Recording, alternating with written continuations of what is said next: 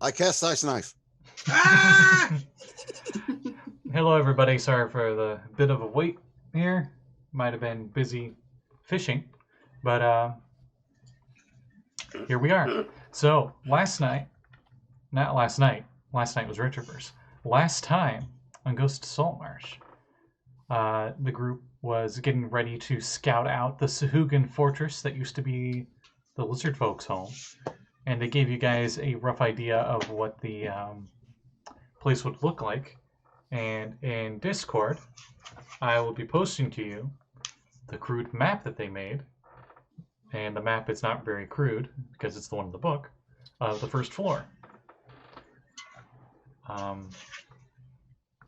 So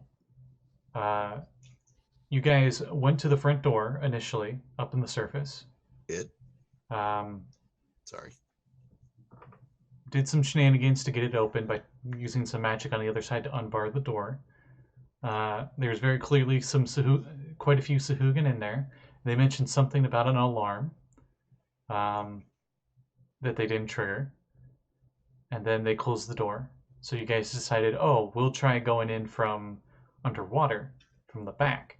So you guys went down 80 feet underwater.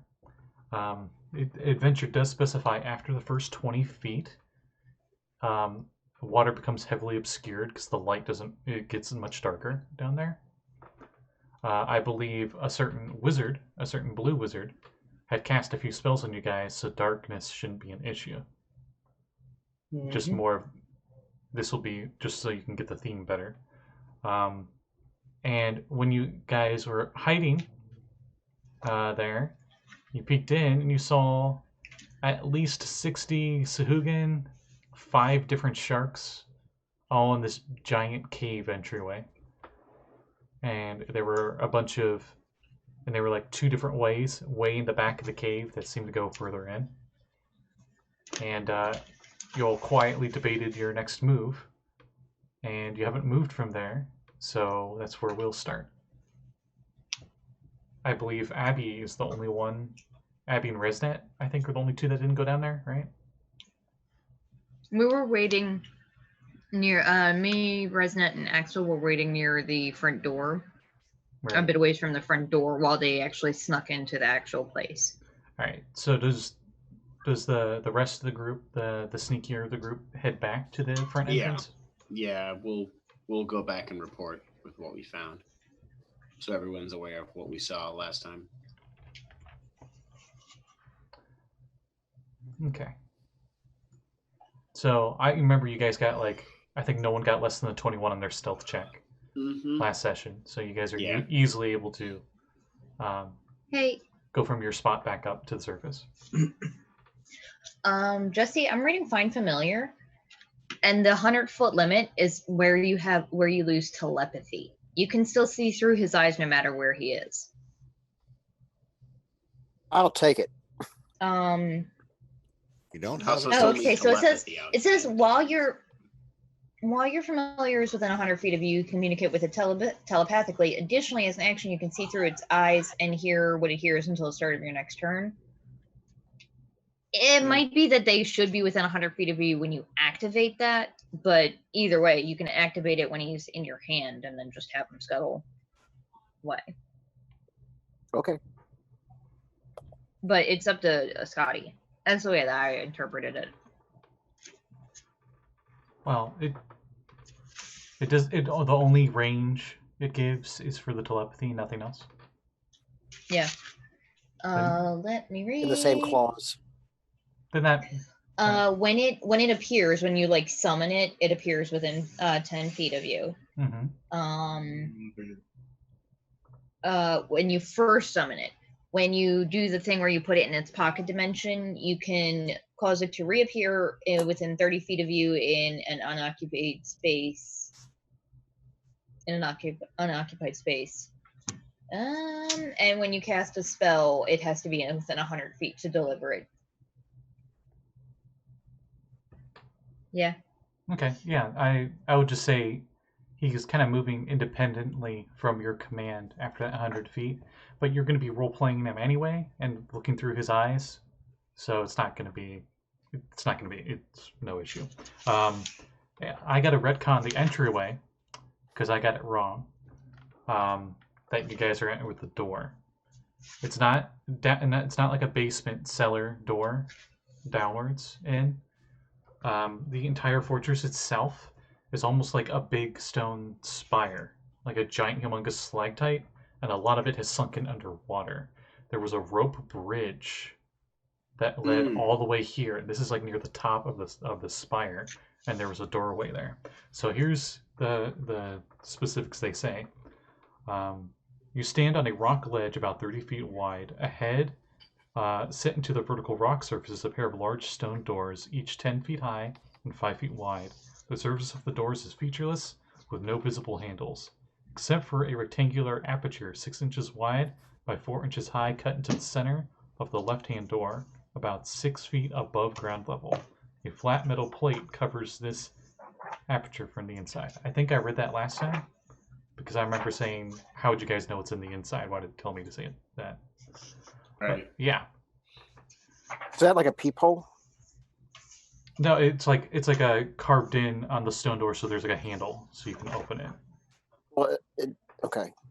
But it said it was like covered by a metal flap, right? A flat metal plate covers this aperture from the Aperture, inside. so it's a hole. Okay, from the inside. So you can see the metal part on the inside through the hole, I guess. Ooh, aperture. Maybe I it's got a just like portal one of gun for those that. bathroom doors, and the stone door is like right here, and the bathroom door is like that metal loop around. I don't it. know. The metal plate, it almost sounds like it's a fisheye lens. Pardon the pun, but like someone knocks on the door, you got to look through who's there. It sounds like it's one of those. Won't be the best picture. This is kind of what the place looks like here. Oh, Do you see not that how very I tiny pictured it, rope no. bridge? Got it. Yeah. That's some Wind Waker shit. I love it. Yeah. So that's the way through from the dry land that you guys see. Got it. And that's where you're at now. I was gonna say, it's conceivable that if it were, just a hole through the door with a flap over it, that maybe we could just let him sneak through the hole in the door, like lift up the flap from the inside. Last time we established there was a space under the door. I don't know Yeah, I if that's think the case so. now. Oh, he's got enough of a gap in there. Okay, It does that's not specify that there isn't a gap, so I'll say there is.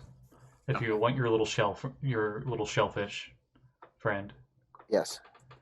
So selfish. So I mean, to be honest, he's a crab, so. I know we said this off camera, and you guys have been discussing since last session, but just to make sure, for now, the plan is Axel is going to send his little hermit crab familiar in as plan A and do some reconnaissance. So that's what you guys are doing right now. Yes, I believe somebody was going to make the crab invisible. Wasn't that you? I don't have invisibility. Mr. Wizard. Don't look at me. I don't have invisibility. I don't have invisibility. You Everybody, just prepare ice knife today. Resnet is just like in the perfect focus of the camera while everyone's just going off. Like, I don't have it. I don't have it. I don't have it. Does Resnet have it? Yes. Okay then. Why didn't you chime in? He was waiting for his turn. No one asked him He until just never does that unless it's thematically or comedically appropriate. So Like yes, right now. I was waiting for the perfect time. How long does invisibility last? And what kind of invisibility is this? I think greater invisibility you can only cast on self, so it would have to be normal invisibility. basic. Yeah. Normal invisibility lasts for an hour or until it attacks somebody or casts a spell. Or interacts with an object. No. No? No. If It they, is. so they can open a door attack? and stay invisible? Yes. Okay, good to know. Good to know. Yeah, because Yeah, we've had this discussion like in a retroverse thing a while ago too, because you were like, I guess I'm not going to do anything because I can't open a door. Ooh. You can manipulate the world Yeah. around you to cause things to happen, but not directly attacking things, right? Yeah. Like you can You set can't actually attack anybody, and you cannot cast any spells. It used to be any harmful spells, but now it's just any spell. Oh, and another real quick thing. Since this is the first session with this new rule that I have as a DM, totally not something I stole from Chris Perkins. Oh, God. We got the duck rule. So you guys still have your inspiration points. I'm probably not going to give them out as often, but this little duck Change them. is going to be your friend. The entire group can get one favor from this duck every session, but you got to give me a good in-game reason why this little duck should help you. That's a duck in a weird rule. And depending on how good your reasoning is, depends on how good the bonus dice will be on that d20 roll that you want it for. So we save that for when we duck up. It's kind of like one bardic Yes. inspiration for the Okay. session. Barduck inspiration. It's a bardic yes. I apologize. I will never call him anything but the Quacken. But it varies between a d4 to a d20. Okay. Depending on the reasoning. Can we Yeah. exchange it for 4d6 No. instead? Get the nice bell curve. Mm. Sweet, sweet bell curve. But you're gonna bell curve you upside your head. I mean, All right. so that's wobbly. And, Anywho, Timing in. and the audience, if they are so inclined, could throw any amount of bits in, and they can have the duck help as well. But they also would need to leave a comment and give a reason why the duck should help with that roll. Nice. But Jeanette's normally a player. Dang. Maybe she's watching. I think she's playing a game. Yeah, Yeah. she's One who Was Well, it she's a in charity a- stream? she's on Yeah. she's in her charity, a local charity event that she's does doing. it up. In Pyre Games, for those who watching and don't know, she's the one who's given us the most bits and stuff. At least Right. We love you, the Jeanette. most we know of. Scott doesn't tell us all of his financial bits. Yeah, no, it's all her. So Financial bits. haha. I Yeah. like it. Ah. In any case, you cast invisibility on a little hermit crab, and a little hermit crab takes him. Oh, it's a hermit crab. I was thinking it was a blue crab. I mean, Not your crab. It's not a blue. Baltimore, man. I mean, if you Yeah. could focus on 2 spells at once, you could have polymorphed it, but whatever. on. Cast disguise Let me check. crab. Disguise crab. Mm. So now your little hermit crab is invisible, and he slowly squeezes through the very tiny gap for him to fit through the door. Oh, sorry, Terry. So He's under the chair, and I stepped over. Oh. what kind of vision does your little hermit crab have? What He's kind got. of senses does he have? He has blind sight to 30 feet, but also normal vision. Okay, sweet. Yeah. Because you're seeing it through his perception, so I just Right. want to make sure I get it right. Hey, does Sahuagin count as humanoids? I will think say they're they monsters. I mean, I would hope so. do. I will say they do. Okay. They have 2 arms and 2 legs, and they're bipedal. I'm pretty sure that's Well- humanoid. Well, technically, we can't have 4 arms. I Sorry. mean, technically, it also could be a monstrous humanoid, which doesn't count as humanoid for the effective spells. Yanti count as humanoid, so No, Sahuagin are humanoid. I don't think monstrous humanoids are a thing anymore, Blake. I Oh, think it's all cool. just That's humanoid or substantially less monstrosity. confusing.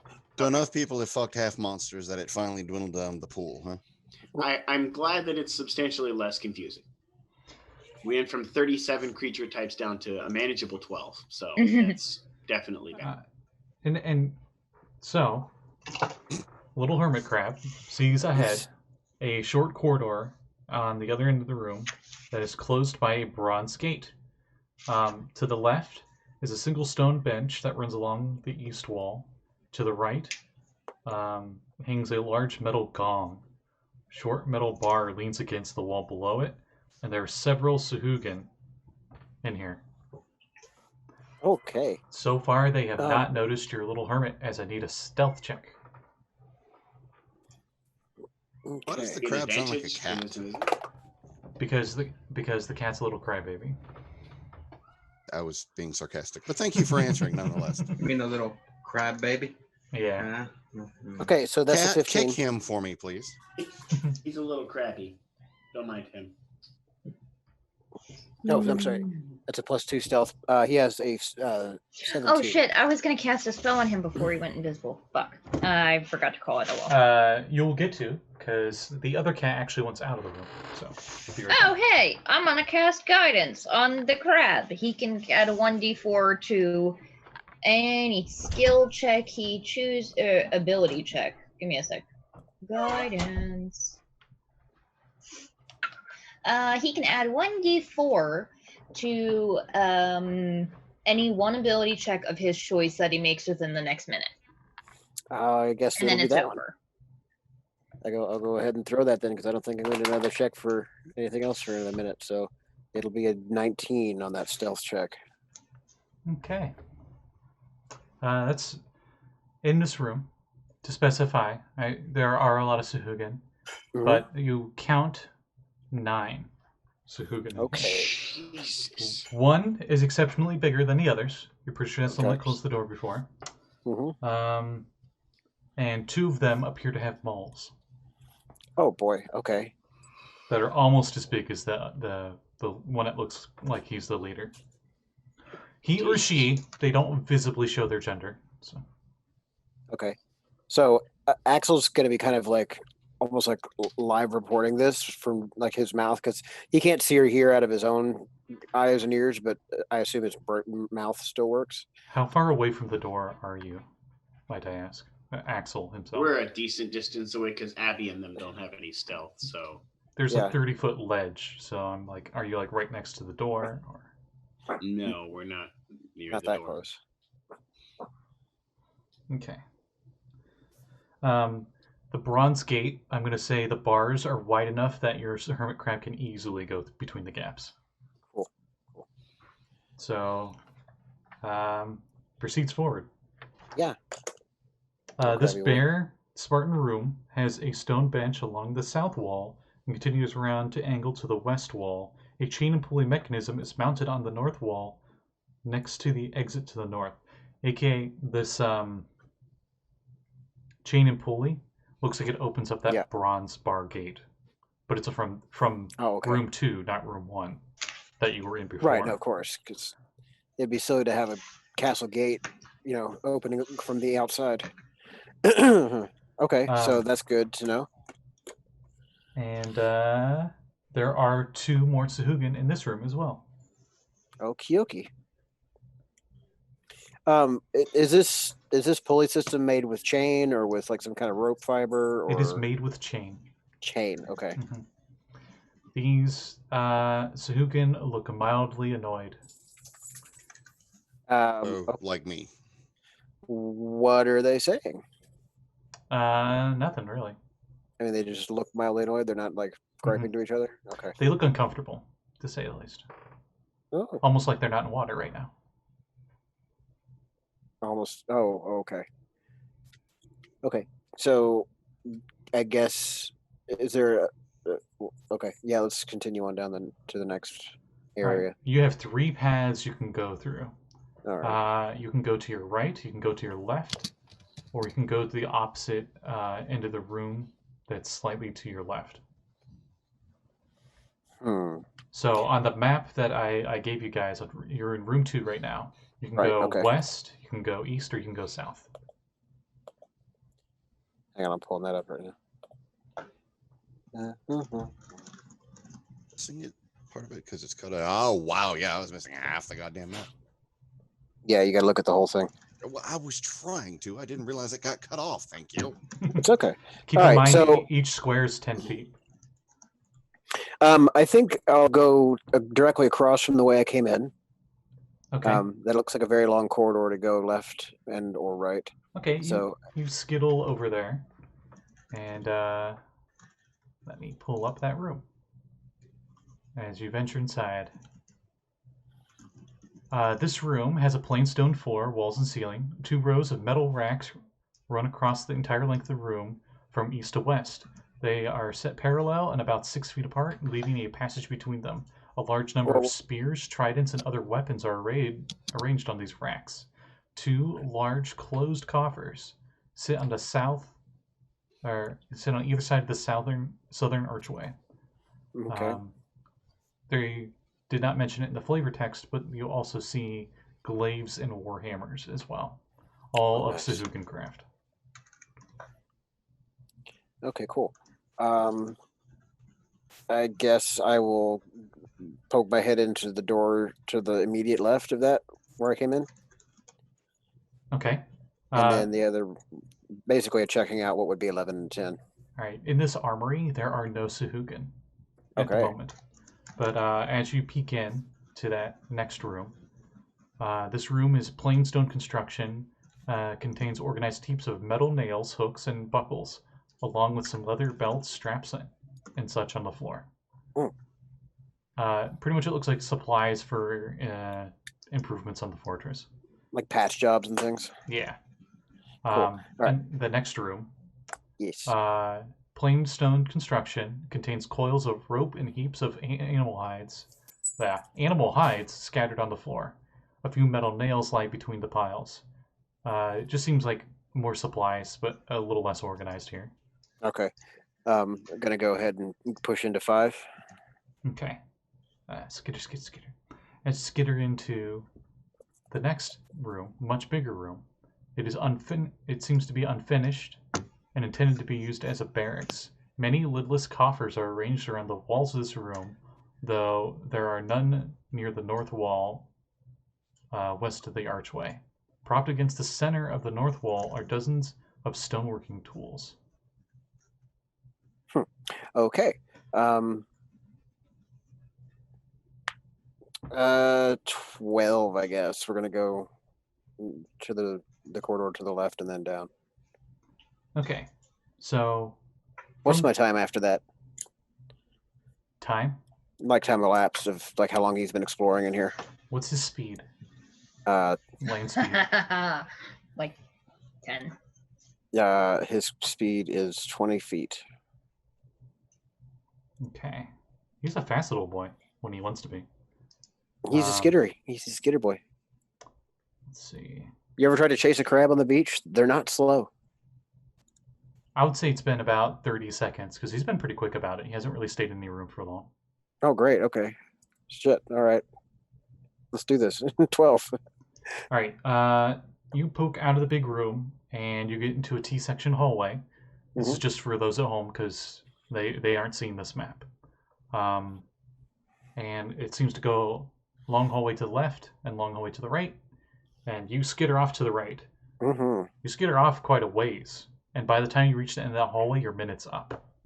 And you're well past your 100-foot range. Yeah, okay. So, all right. I believe you're no longer invisible. So I'll have you re-roll. Invisibility is for an hour, not a minute, right? Yeah, no, it's for an hour. Why do I keep confusing that? I apologize. I don't know, but I intend for him to keep skittering around and marking everything out as long as he can. Was invisibility, it's 1 hour. Everything you are wearing or carrying is invisible. It ends for a target that attacks or casts a spell. Was there something that was a minute duration on you? I thought I heard it something was about that. Guidance. And I used it. You used it on the initial stealth check, I think. Oh, yeah. Oh, all right. Sorry, but it's been about a minute now then. Okay. Since he's doing a heck and zoom and he's not really staying in a room to examine anything. He just like kind of peeks in and then moves on. Right. As he moves all the way to 12, he is no longer under your control. Oh, well. But you don't have direct communication, so to speak. Yeah. Right. But the biggest thing you've noticed in every single one of these rooms is there are no light sources at all. Oh, okay. Of any kind, including the very first room had no lights. This one. This chamber, you see a stone bench that runs across the south wall, and set into the north wall opposite of the west archway is a metal gate that closes off an opening to the north. This is really confusing for those that don't have a map. I just gotta say. Essentially, you see to your immediate left, or you sense to your immediate left, a mechanism that consists of wheels, chains, and various pulleys. They seem to go into another room. door. You hear noises in that room. And there is actual light sources coming in from that room. Is lots of like, gate... I want to die, stuff like that. All right. Is the gate in that doorway, is that crab accessible? Oh yeah, you're so small. It's okay. Fine. He'll double back up that room then, and that should at the end of that hallway, shouldn't it put that back in range for telepathy so I can reestablish a link? Going into room 13. Yeah, if he goes back up into room 13, like way in the back of the room, shouldn't that put him close enough to get back in range? No. Remember, each square is 10 feet. Oh, right, okay. Well, then I guess he'll check this one out and then head back. But he would probably check it out. He's a very sociable crab. But he's not going to be too sociable. He's not going to probably talk with anyone in there. But inside, this long, narrow room that's just behind the gate with 4 pillars of equal space. You see dozens of manticles hanging from the walls at waist height. There is a shallow trough cut into the stone floor, and this channel is stained, and traces of brown liquid shine inside. You probably can sense it. I'm pretty sure crabs have a sense of smell of waste. And there appear to be a lot of slaves in here. Oh, great. Of various different humanoids.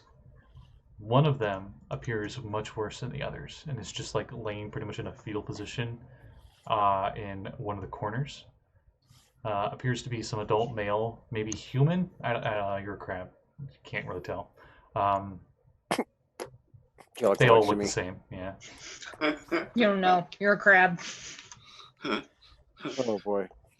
Okay, so there's one. Familiar's intelligence. Yeah, that sounds right. But most of them seem like extremely malnourished and exhausted. Gotcha. Cool. Like if someone gave them a sword, they probably couldn't help fight. Oh. Okay. Good to know. If all they're going to do is eat them later, you figured they would have fed them better. You'd think. Anyway, all right. So having seen all of this, I think he's seen about enough. So he's going to scutter back up the corridor from 12 up, and he's going to poke his head into 4 really quick, and then go back up to 1 and then out. Okay. You head back. You backtrack where you're going. You're back in that big long hallway, and you can take that long hallway all the way back. But you see that little side room first. Mm-hmm. As he peeks inside for a little bit, sees dark green tiles that cover the walls and floors of this room.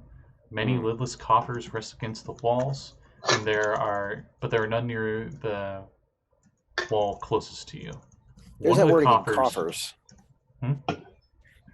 Keep going. Oh, one of the coffers glows, and there seems to be a blue light that fills the room from it. He would like to climb up and see what's inside. You also see, as he goes inside to check it out, he sees a sledgehammer is propped up against the northern wall to his left. I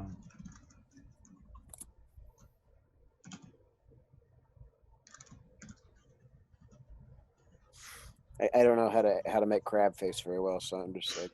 Your eyes are technically sticking out of the top of your head in little tendrils. Mm-hmm. I don't know, man. So what's in the blue box? Goes up to the box, and it's glowing blue. Yeah. There appears to be nothing in it. You have resonance attention. It's just glowing, just the box is glowy, and that's it. Almost like some spellcaster made it that way. This room seems pretty nice compared to the others. Maybe it's meant for some higher ranked Sahuagin or something. He's a crap. What does he know? But from the overall synopsis, because you're just watching everything, sensing everything on your end, the place seems to be under construction. It's the overall theme you're getting here. Oh, I see. So it's like they still haven't finished adapting all the rooms yet. Yeah, this is like one of the rooms that seems like it's kind of mostly finished. Gotcha. Okie dokie. But then you scurry back into room 2, where the initial gate was, and then you squeeze through the gap, and then you squeeze underneath the door, and you're back to Axel. Okay, and then I will turn around and lore vomit all of that intel to the team. So kind of give them a sort of a play-by-play and sketch out like a rough-ass drawing of where he sort of thinks it was, and it's going to be like telephone. The lizard folk did give you a rough map.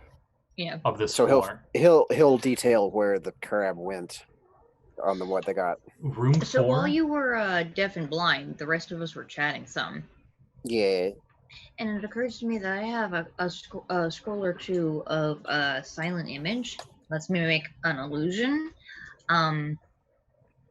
But the only thing is I can't keep that up and do silence at the same time. So remind us what the alarm device looks like.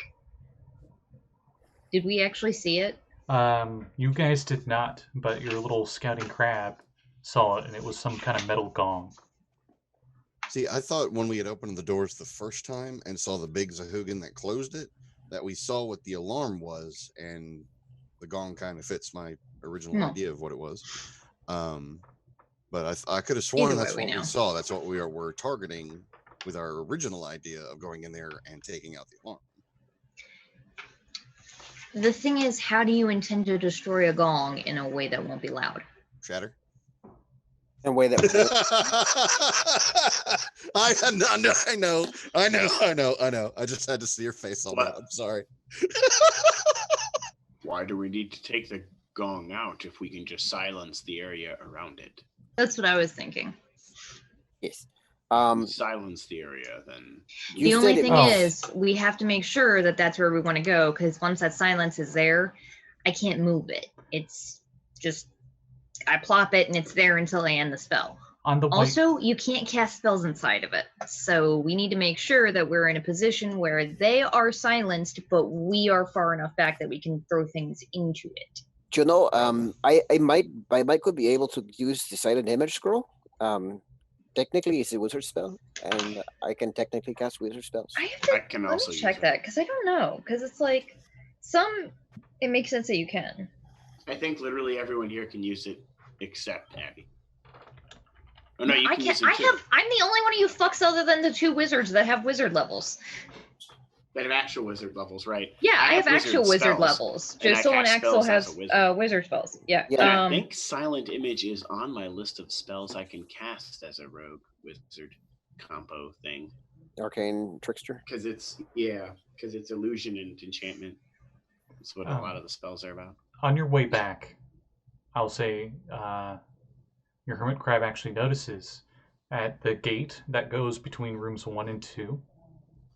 On the ceiling at the beginning of room 2, there's very clearly a net trap that you can see. There's a rope that looks like you just cut and the net falls. So it looks like if anyone tries to go through the bronze gate from room 1 into room 2, they could cut the rope and the net would fall and hit them. Okay. I'm thinking. How thick is that rope, and can your little crab's claws? That is what I'm thinking. Yes. That might not be. Yeah, it very much depends on how thick its claws are. Would that be considered an attack? It might take a long time. We don't have like the good fortune of having like a little frayed piece somewhere. It's one of those things where like your little crab is 1 damage, right? With 1 slash. Could he just as an action like just use object and like slip it off of the catch? Yeah, there's a weird thing where like I would assume that if you're cutting it, you would deal damage, so that would be an attack.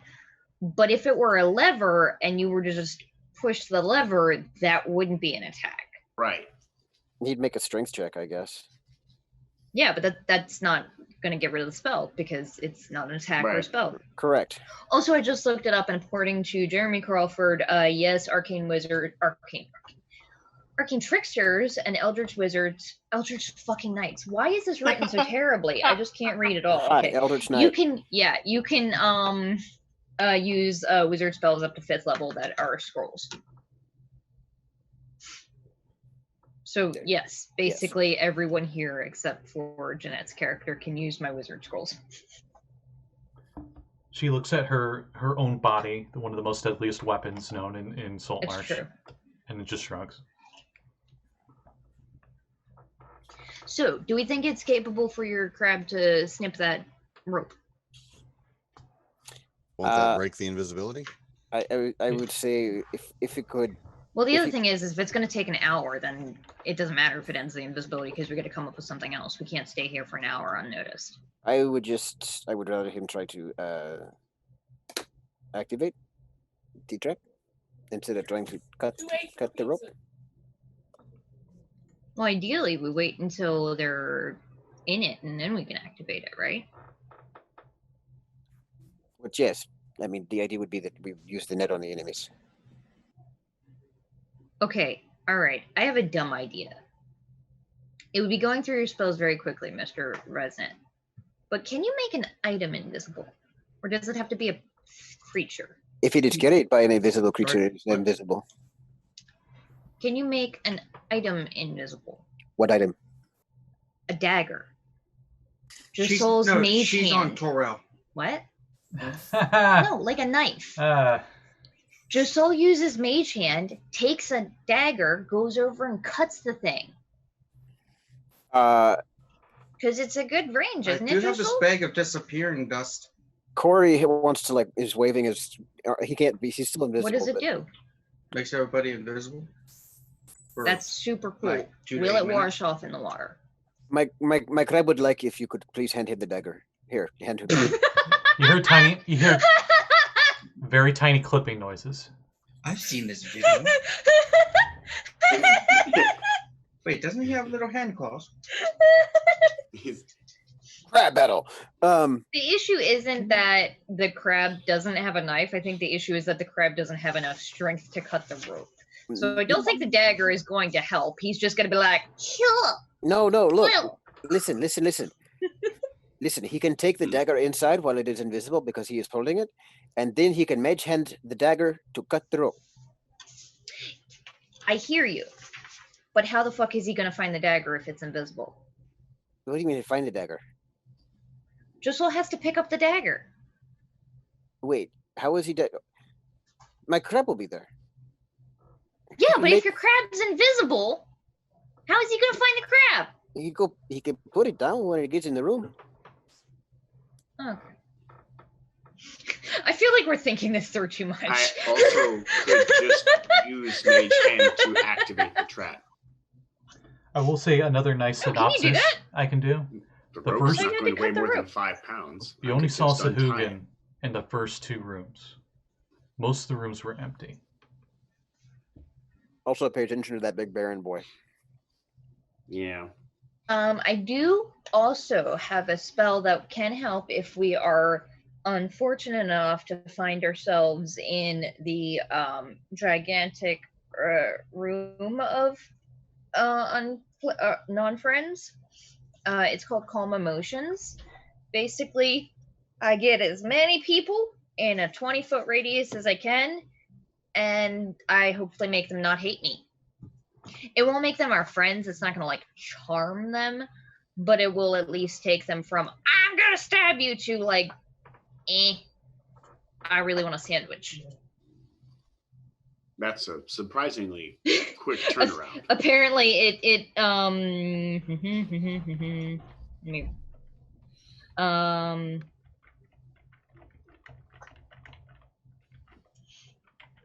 I can make the target indifferent about creatures of my choice if they are hostile towards us. So instead of being hostile, they're indifferent.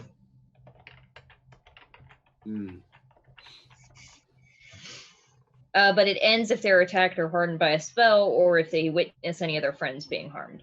So it's only for a moment or two, but it will hopefully at least save our lives. Now, you're coming up with lots of plans. How are you going to involve the 10-foot pole? What 10-foot pole? The 20 10-foot poles that Jeanette's character is carrying at the moment. You see her pull out a 10-foot ladder. Oh god, I forgot that. And on the spoke of every of the 10-foot ladder is a lantern, and she's also got a 10-foot pole. We just go to her house and it's just decorated everywhere. The fucking lanterns and 10-foot poles, and so.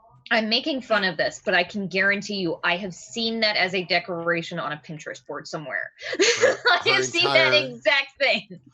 Her entire house is actually a lantern and acts as a lighthouse. I forgot that last time. I'm pretty sure she strung up a bunch of old shoes on a rope and hung it around her house Yes, as a garland. Mm-hmm. Right now, the issue is you want to get in, and there's an alarm.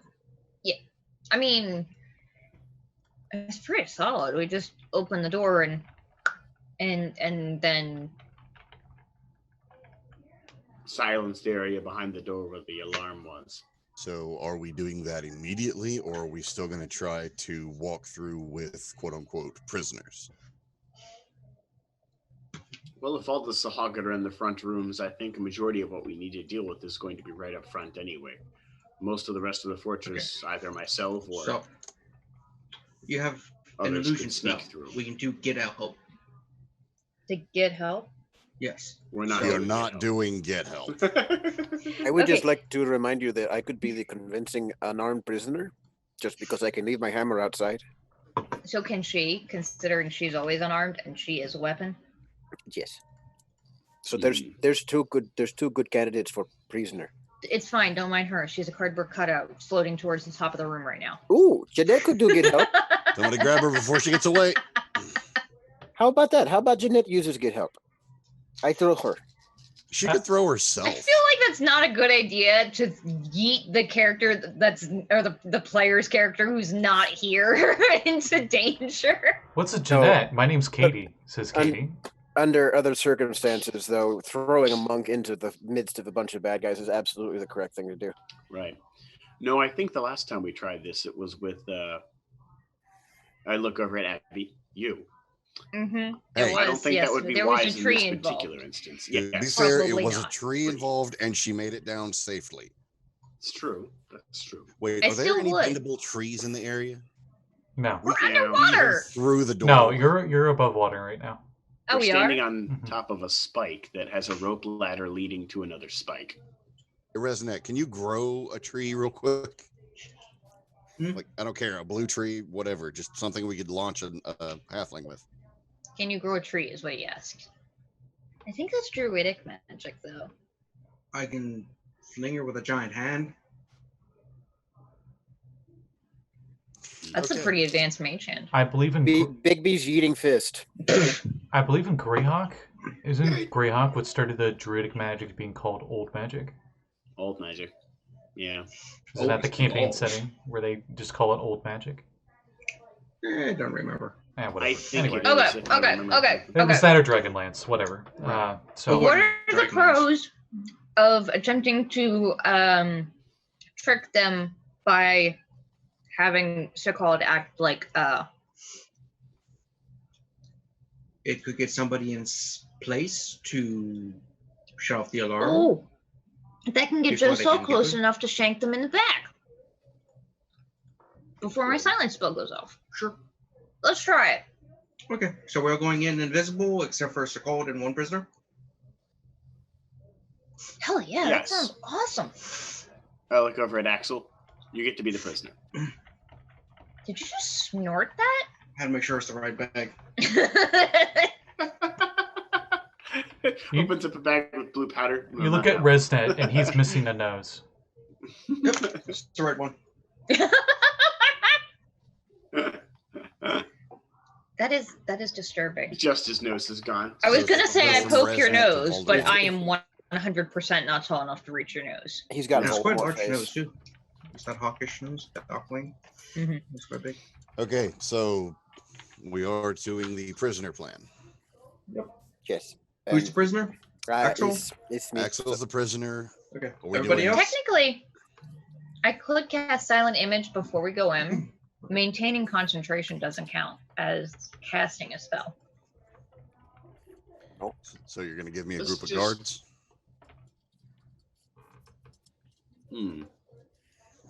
Maybe Just need a add few to of the them. convincing nature. Yes, a force of multiples Yeah. coming in would Yeah, probably why be more not? convincing. A hunting pack, yes. Yeah, why not? Right, everybody else, gather around. First off, I'm gonna cast Silent Image to make a 15-foot cube of Sahuagin warriors that stand behind Sekald. A squidge closer to the blue Quick, wizard. what's the Sahuagin word for yes and no? Yes and no. Da. No. Fun fact: if Sekald does speak Sahuagin, he just seems to look at you. None of you have the ears to hear him. It's super high pitch. Like, I see your mouth moving, but I feel like you're pranking me. What's that loud noise? I mean, I answered you. Simon's just gonna shake his head. We can't actually hear that, can we? There's the If connection. you punch him in the throat, it would go down low enough for you to hear. Oh goodness. I'm gonna go with a no. It's fine. They're just silent guardians. I'm not cast it. Dust of disappearance. Okay, Yay. so The fairy throws his dust. Now what? So you guys spent a while coming up with a lot of different things. So what's exactly happening here? I am going to. Get out! I am going to leave the wave cutter greatsword. See Thor Ragnarok too many times. I'm going to leave the wave cutter greatsword and my custom maul out here because they're both. I can bond 2 weapons, and those are going to be my 2 bonded.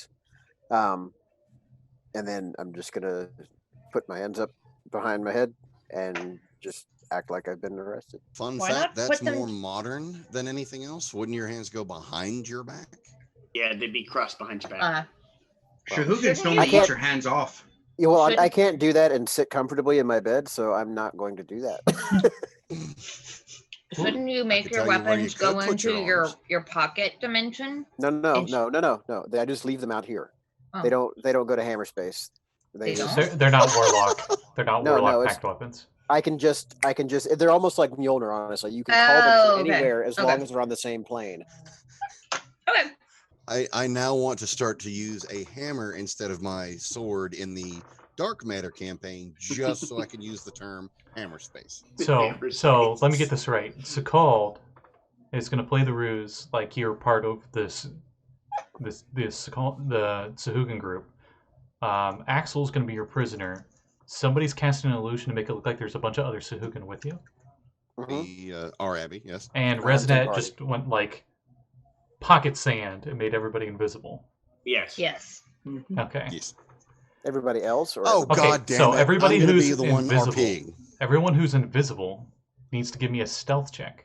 Since Oh, obviously no. you don't want any of them hearing you. I am not moving. You have advantage Going because you're invisible. That Abby is a house accidentally rule, moves so off the still. Oh, that's actually not bad. Oh yeah, let me roll for somebody else. That's literally, I have advantage and I rolled I don't 2 have my character sheet up. 13s. No, Kevin. no dice. You- Why? Okay. You have a printed out character. Oh yeah, that's why I didn't bring it up. I'm silly. Good thing she's proficient. Katie with advantage got 9. Oh, I got a 12. dirty 20. Maybe I can really distract them. Okay, so Hopefully. Josul, dirty That's- 20. Red Kevin Harris and NPC Cardboard Cutout Monk got below what they think they need. Yeah, I got a 12. What did Resnet get? 9. Okay, When did you turn German? so how do you execute this plan? Like, do you just knock on the door, or? Flawlessly. I'm gonna Hopefully wait they until think the they're. noise is the guys with them. Hopefully, yeah. I'm gonna wait until I'm gonna the make sure group the is a little Shahuagin quiet. are armored. Well, right now they're not making any noise. They're fine. I forgot to cast.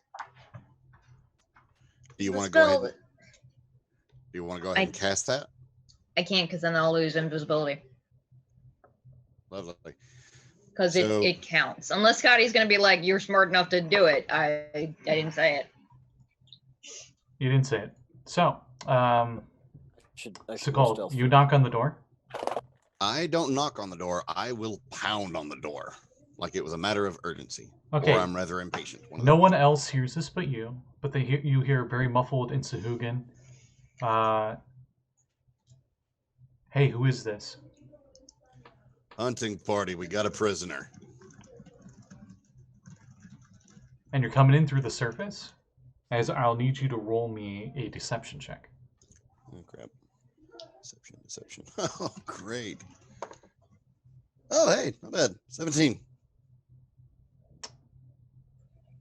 Your accent is very convincing as we roll initiative. God damn it. The fuck? Sahuagin are very smart. But they had no reason to doubt. Well, no, he gave me the reason to doubt. Never mind. Yeah, that tracks. I Sorry. got a 4. Sorry. I got No, a that's magic fine. mark. Although fine. I do have a very good idea of what we can do to make sure somebody can hit that alarm. The siren. Oh, Abby- damn. Abby got I a should've- 4. I did. We're fucked. Remember, you're That's still true. invisible. Yeah, but the issue is that I go last. So if they hit the gong, they hit the gong, and there's nothing I can do because my initiative is shit. Axel, what'd you get? 17 initiative What's your dex? +2. Okay, so Katie's the greater. Josul, what'd you get? 22. Nice. One away from max. Sekald, what'd you get? 22. I assume My dex Josul's mod the is greater. 3. Yeah, my dex mod's 3. His dex minus 3. I'm sorry. Mine is 2. Yes. he's Yours the is greater. also 3. You're fine. Roll So, off. Mine's pretty No, much- I answered you with yours Oh, is got it, 3. got it. Oh, okay. Pretty much- Yours is I 2. blanked there.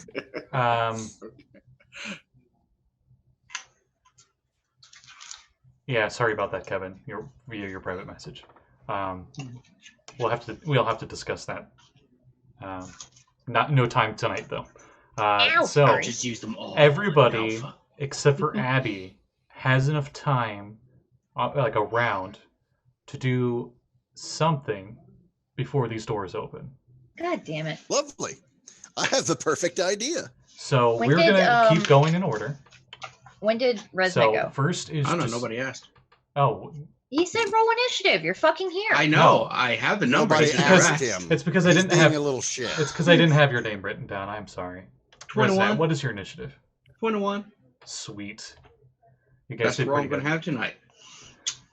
So Josul, I would say at this point, you can tell something went south, and you can very mufflely hear movements on the other side of the door. Does Josul do anything to prepare, or because you're currently invisible? You can hold an action. I've got a great way to open up the doors. You've got a lot of allies within 5 feet. I am going to pull out my marrow spear and just kind of prepare to attack someone who appears in the doorway. Wonderful. Okay. And I'm going to attempt to pull them towards me and off the rope bridge into the water, All right. which that's- is that's- from the picture several feet below us. Yeah, that's a bit of a fall. They won't take fall damage because they're going to land in water, but Right. it's still a good idea. From Sekald. that kind of height, wouldn't that still do We're some not- type of damage? D&D doesn't do reality with water. It uses Okay. video game logic. Well, with they have- Minecraft. they all- if there's water below, safely land. They have an innate swim speed, so I'm just going to say if they fall into water, they just negate that because they have an innate swim speed. Also, It also depends on how far of a fall it is. Yeah, If it's it's not that- only like 20 feet, it might sting, but it's probably not going to deal hit point damage. I was going to say around 20 feet, so it wouldn't have been negligible. Words are good. negligible. Yes. Negligible.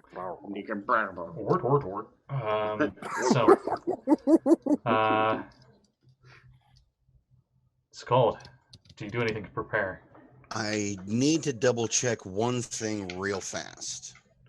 Yes, you have your spells. Thank you. That's not what I was going to double check, but it's good to know. No, remember that little leather strap of enchanting that I have on my staff, on my trident? Kinky, but yeah. Not that kind of strap. Oh, Okay, screw it. I'll just ask this outright. I can cast Shatter on the door or Shatter from that leather strap once a day. Would that break the doors down? It would also. Never mind. be loud as fuck, and she hasn't had her stealth or silence Well, up yet. you can. God, even if you don't hit the gong, shatter can be heard for 400 feet. Say that. I don't think it matters now. Yeah, I think they probably already hit the gong. I'm looking up the spell now. Terry, shut up. The short answer is yes. But It would shatter the doors. Okay. It doesn't say that you anything about no range. yes that you could shatter at the door.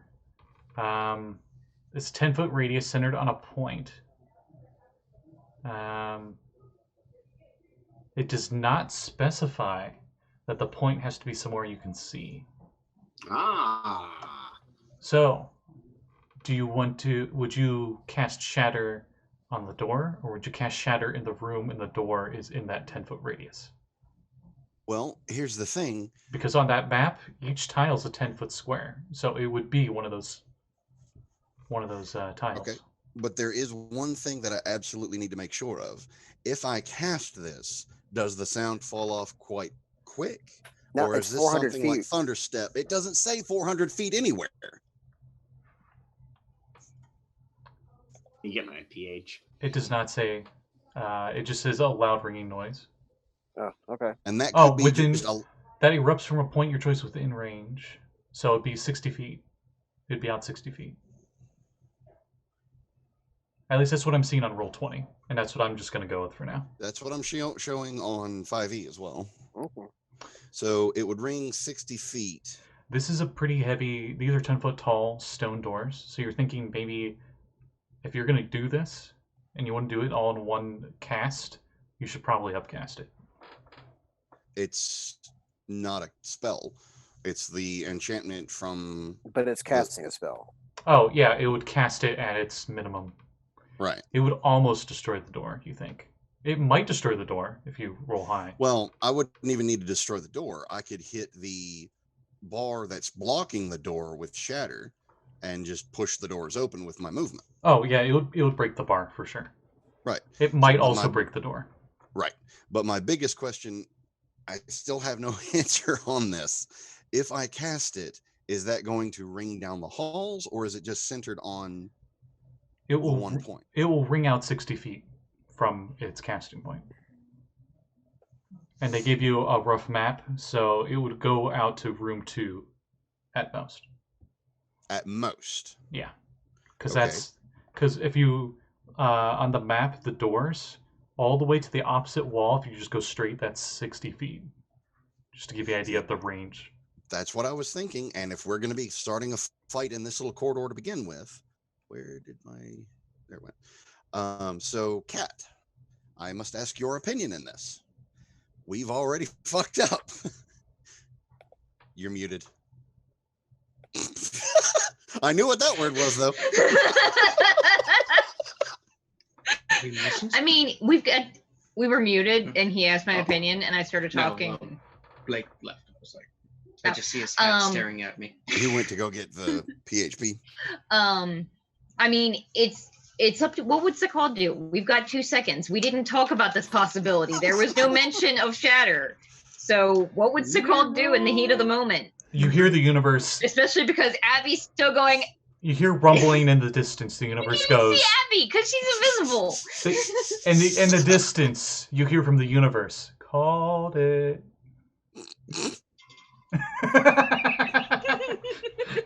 I didn't actually call it though. Back. I didn't actually call it. So. Okay, so. Yes, you could shatter. Yes, it would shatter the bar. Pretty sure. Okay, give me one last second to double check one of the spells that I. Just keep in mind the range of it. Sorry. Go ahead. I mean, to be fair, it should have been obvious that any plan we had would have gone off the rails in 2 seconds. What I miss? Well, I mean, that is us. Us discussing how Shatter works. Sorry about that. I'm still. I missed the entire discussion. Perfect. Coughing. It will be loud, but it'll only go 60 feet, so it'll only go to room 2. We determined. But all of the Sahuagin in the entire building are in 1 and 2. And being a Sahuagin yourself, you know that the. But we're never going to be able to sneak past them anyway because. Yeah. So the sound is the Sahuagin are very perceptive, so the ones in room 2 would have probably charged in anyway. Right. Oh, maybe you can deafen them. Mm-hmm. I have a slightly different idea. Ice knife. Okay. I can't. Well, we ain't got time to plan it, so. No. I'm just trying to double check my mechanics before I make a decision. It's either going to be Shatter to get rid of the freaking door, or it's going to be this. And I'm just reading the spell real fast. How big is this door? 5 feet? Just a standard door? It is 10 feet tall, double door made of stone. Double doors. Shit. 10 feet. That means they could 2 abreast us. We can't use Diablo 1 strategy and bottleneck them at the door. I mean, We can still bottleneck them at the door by putting 2 of us abreast. No, you put me in front and then one of you to the side, and I will smack the shit out of anybody who tries to attack anyone else. That's valid. So I know what Resnet's doing. So Sekald, you like knock 3 times on the door, and you go FBI open up, and you cast Shatter. I had a slightly different idea, FBI open up. but I need to ask something because this is specifically your spell. Yes. Or What's up? one of your spells. Can I cast Sphere of Water Pressure without being able to see the main area? Does it specify you need to choose a target you can see? Does not say that, I don't believe. I'm rereading. I think almost every spell has line of sight of some form. Because if not, I just cast Fireball on the other side. Which, if you blow open the door, you could do that. Just blow open the door. Blow the door. But if we none of us can do anything until Get the on with door's it. open anyway. But You broke if I your can mic there. You're misunderstanding. If I can cast Sphere of Water Pressure on the other side of the door, I can catch anybody within a 20-foot radius, grab them, and possibly unbar the door and crush it. Good God. Or at least open it up, and it keeps them from ringing the alarm right away regardless. I think we're past that now. So, like, from what I recall, Fireball doesn't specifically say that you can that you have to be able to see. However, having total cover, which means something is completely covered, means you can't target them with spells. Like a clear path to the target. To target something, you must have a clear path to it, so it can't be behind total cover. If you place an area of effects at a point that you can't see and is an obstruction, such as a wall, is between you and that point, the point of origin comes into being on the near side of that obstruction. Oh. So if you would cast it on the door on our side, essentially, is what you're saying. On our side, our not side. on the immediate opposite side. Oh, Yeah, shit. you can't cast the other side without seeing through it. Yeah. So if that's the case, then the best answer is FBI. Thank you Shatter. for looking that up, and I also looked up my spell. You do not need line of sight. Same with Fireball. You do not need line of sight. Okay, so I can effectively cast this on the other side of the door, hit the door, and anybody. No, the secondary thing. Oh, So I Fireball, you said if I were to cast Fireball or Lightning Bolt, and I'd say there's a corridor with nothing between me and the corridor, it would just go down it. So you can just beg 40 feet down there. If there's a wall, it will stop and activate at that wall. Yeah. So since there's a door, the only way that would work it is is the if door. you have like a hole in the wall, or if you could see through the crack, then you could do it. Right. Okay, so it does have to be FBI. Yes. Yeah. Okay, Or get help. we're not doing good. Get help. So yeah, then I believe my you're the only- closest to the door. Yeah, so my only option at this point, Sekald will flourish the trident and smack the butt end of it right where he remembers seeing the bar blocking the door would be, and uses the charge of shatter from the trident. I'll also say you move 10 feet back so you don't hit yourself. That would be appreciated. So, as you cast it, the door needs a con save. It fails. Tell me the damage. I didn't even think we needed to do a con save for the door. We don't. He's joking. Oh, no. Okay, And with Shatter, 38. I was just looking at it. I'm pretty sure it's double damage on objects. Some objects. The door is an object. A It's creature not made magical. of inorganic Material. material such as stone, crystal, or Okay. metal has disadvantage on its saving throws. It doesn't say anything about double damage. Ooh, okay. I'll roll con save for it at disadvantage. Weird. What's your spell save? Well, it's for like stone elementals. Yeah. Earth Oh, elementals. I'm same. stupid. A non-magical object that isn't being worn or carried also takes the damage if it's in the spell's area. So My cabbages. spell save My is 15. cabbages. It fails. Okay, cool. So 3d8 coming up. Share the door. Ow. 18.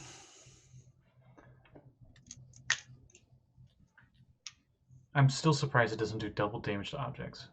I It mean, should. I just glanced over it, but I didn't see anything that said double damage. It does force damage, right? Thunder. No, thunder damage. Thunder. thunder. 5e sonic damage. Yeah, okay. I think just does full damage to objects. Otherwise, objects have resistance to all damage types. That's what That's how it used to be. Oh, so yeah, so it Sonic is just does effectively full damage. Okay, It's effectively so- double because everything else is half. Yeah, so for when you attack an object, it deals half damage normally, but Shatter deals full damage. Fire does 1/4 So it damage, and Kind of. How much? does. How much thunder was it again? 18. 18. I moved my Okay. dice. Why'd you have to ask me? The door cracks, Damn, Taryn. and normally there would be a strength check if you tried to force it open. But I'm going to say the amount of damage you did pushes the doors open inwards, Nice. Was breaking anybody the bar behind off. them? Breaking the bar off. Hope nobody was just behind that door then. No one was right behind the door, and the door gave them total cover, so they wouldn't have taken any damage anyway. No shrapnel? That's bullshit. Okay. Lord, you guys look like somebody mustard gassed you. And on Yeah, dog. yeah, the dog did. Oh. and on that point, Josul's ready to action would go off. So you can fire off an attack at the nearest Sahuagin. Skull! You have advantage You because son of you're a bitch, invisible. That is true. You do have well, advantage. I didn't roll a critical, but I probably And because you have advantage, you do sneak attack. hopeful that I hit him with a 23. The 23 hits. I would fucking hope so. Unfortunately, you wouldn't be able to do sneak attack because it takes a bonus action. And this is a No, it ready. doesn't. This No. takes a ready action, right? No, it doesn't. No. You can no. Why, that's why am I why getting all that- the rules weird? Okay. That's do your why the sneak attack Battle as well. Master Okay. plus a rogue is so powerful because So- you can let a rogue sneak attack after they're twice a turn. Okay, got it. You might want to go and get some of that cocaine out of your body. Cocaine out of his body. Where did that even come from? Maybe he's got ghost in his blood? I don't know. Anyway, you definitely hit. So you can roll all your damage and stuff. As you hit the nearest Sahuagin. Yeah, for sneak attack is just once per turn on your turn. Let me just clarify something. Nearest Sahuagin that's not in the party, correct? Oh, yeah, of Yeah. course. Okay, just making sure because Kevin would probably still hit me if you didn't specify that. So thank you. He takes 18 damage. All right, you throw the trident and it goes through his chest and stays in his chest. Marrow spear. Marrow spear. And it takes this Sahuagin by surprise. Not that you guys were there, but more of they didn't have time to react. It wasn't enough that you guys got a surprise round. It's just your initiative was better than theirs. So you guys got to act first. And if he's still alive, I'm going to use a strength check to oppose strength check to pull him off, pull him out of where he's at. He got a nat 1. Oh, sweet. Let me see. Not a nat 1, so he fails. All right. Your hammer pulls you off? Sounds like you and this hammer had a very close relationship. You pull a Sahuagin out of the room. And I pull him kind of like off at an angle so we would fly off the bridge. And it just as he pulls- goes to fly off the bridge, your harpoon's still in him. And I need either a strength saving throw if you're trying to keep a hold of your spear, or a dex save to make sure you don't fall off with him. Well, I kind of want the spear back because it's the only marrow spear I have. Mm. And it's kind of my thing. Oh yeah, and you're also, both you and, well, Sekald is already visible, but And you're I've now spent visible. an ass load of money on this spear. All right, it's a strength So- save. Yeah, strength save. Or I certainly hope that this guy's not looking forward to have a 350+ pound merman fall on his head. I mean, it depends on where you went to college. Let's see. Strength save of, would that be athletics? It'd be Real the strength. saving throw. Aw, damn it. I want to use athletics. I want to be athletic about it. Because I don't have legs, so I was kind of hoping to be athletic. 12. All All right, you just barely keep yourself on the edge of the ledge as you hold him, and you hear a crack noise because he was falling, and you actually stopped his fall, but he was already had a harpoon in him, and you're pretty sure that killed him actually, that backlash. Ooh. He was almost dead before, and now he's snapped his neck. But now Gwen Stacy'd him. Now you're just like holding on as well as you can, and there's just a dead weight. Dead weight on the end. On your so shit. Okay. You're kind of in a precarious position. As we finish Sekald's turn. That was a very active turn. Katie's turn. Sekald, I did a lot on your turn. I apologize. I mean, so long as it gets the job done. Okay. Resnet got a 21. No more crack for me. Resnet. All right, so Axel perhaps visit Roxo before you started the session. Poke him in the back as haste is casted on him. Oh fuck! I get haste. Yeah. Woohoo! Haste. You can cast through a 10-foot pole. It's within range. He's just. Oh god damn it! I'm sorry. The way that you said that, Kevin, I honestly thought you were gonna go haste. You got the haste. Oh, you're such a bunch of and Resnet is definitely not visible now. Alrighty then. Or not invisible. Sorry, he's visible now. What is wrong with me tonight? All right, so that's Resnet's turn. It's got to be the crack. Yep. Okay, now it's Katie's turn. She's currently invisible. Damn. What was everybody's initiative? Actually, she's no longer invisible because her concentration ended in the spell because she cast haste. It's not a spell, it's an item. It's not a spell. So everyone counts as casting it on themselves. It's a dust. All right, Katie is going to try to stay sneaky. And she readies an attack. And whenever they come out, she's going to attack. So after Katie is Axel, who's hasted. Is that door open now? It is wide open. Great. He's going to reach one hand back and he's going to yell that shit up. Chunks of the door are open. The rest of it's on the ground. Okay, great. Well, but he's actually going to call the wave sword, wave breaker, whatever the fuck it's called. I have it written down. Wave cutter. And he is going to rush in to the room and take a swing at the first thing he finds that is Sahuagin shaped and is not his friend. All right, there's a lot of different Sahuagin shapes in here. Great. There's a nice amount of flavor of Sahuagin in this room. Where's the big one? There's the big one who's in the back of the room. Hit the big one. Okay. And two of them. Maybe not the back of the room. There are two guys with balls they're the closest to you, and there are 5 other Sahuagin on top of that in this room. Awesome. Since Corey's like riding on my shoulder at this point, I'm going to switch to crab vision, and just get my 30 feet of blind sight, so I have like a 30-foot radius of targets to choose from, and I'll worry about the rest later. You have dark vision. You currently have dark vision, and you currently have it because Resnet cast it on all of us. Oh, thanks, Resnet. He negated darkness when we started. Sweet. Okay. Anyway, I'm going to start swinging. Also, it takes an action to look through your guy's eyes. Okay, fine. Well then, fine. Dark vision. I literally just read the spell. That's why I know. You did. Never mind. I do something else. I still want to hit somebody. We get that robot, and he's got like the sign, the "No fun allowed." You know, and it's both like Cat and me because I've been going through the rules. I just see 2 robots coming across the screen from either side holding the same sign, and then it just crosses in the middle, and you both go to the other end. Anyway, focusing, you're swinging at the one with the ball. I'll say he's the closest. 25 to hit him. A 25 does hit. Great. Okay, that's going to be 15 slashing damage.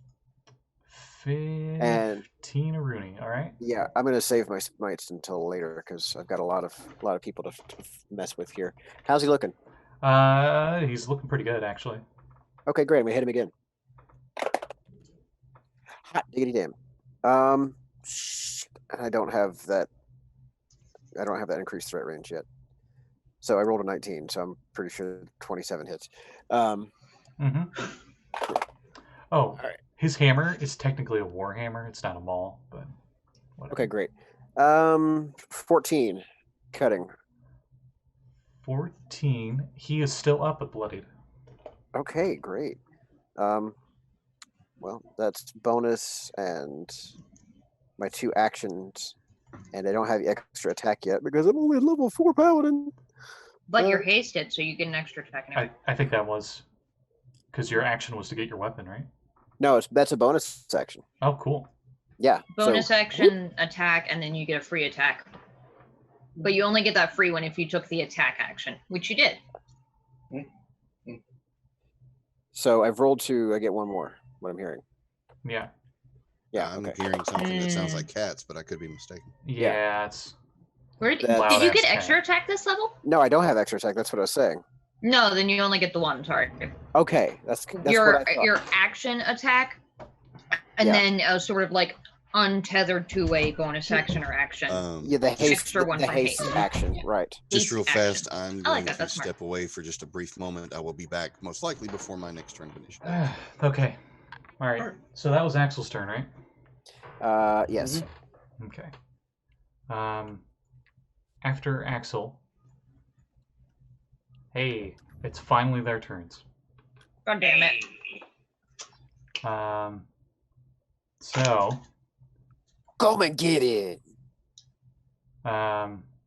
Each the of them first get thing that 3 happens is the gate on the opposite side of the room opens, and more Sahuagin pour in. And let's see which Sahuagin attack you.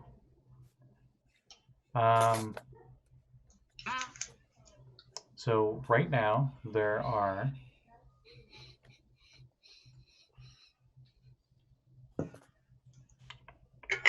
There are 7 Sahuagin with spears.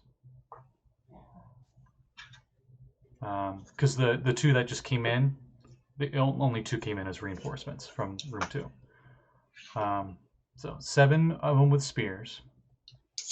2 of them with war hammers. And the one big guy who also has a spear. The big guy and the 2 guys that just came in throw their spears at Axel at range. They don't move forward. So spear attack. 13. Nope. Okay. That was the big guys. The 2 not as big guys. Dirty 20 and 21. Both hit. All right.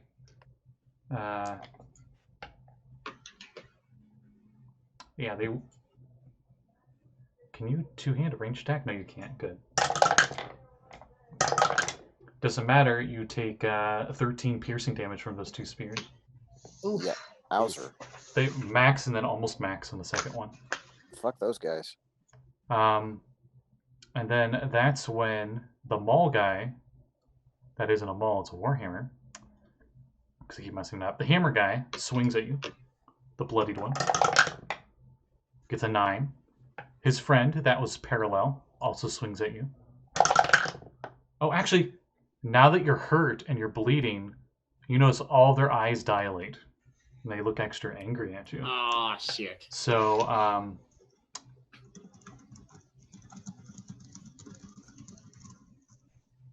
I should have Sekald roll for this, but I won't. I mean, I It's not understand part why of- you would make me do that. It's not part of your racial thing. That'd be kind of dumb as a player thing to make you do that every time something gets hurt. All right. I cut my finger on some paper.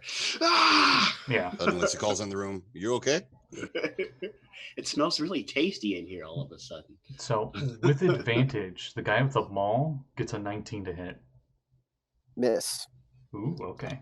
And then the second guy Plate armor, yo.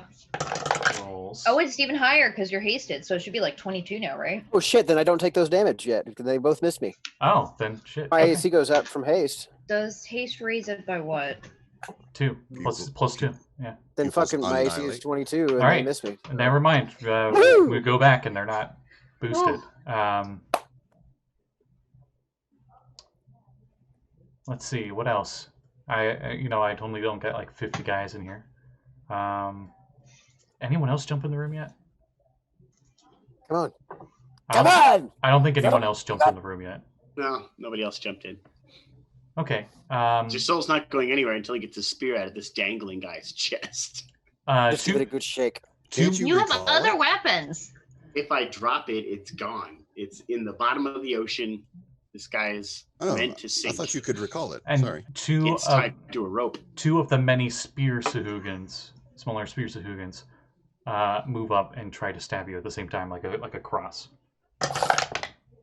As they seem very organized, and it's like they're trying to set it up so there's a clear hallway that you can move forward, but you provoke opportunity attacks if you kept advancing.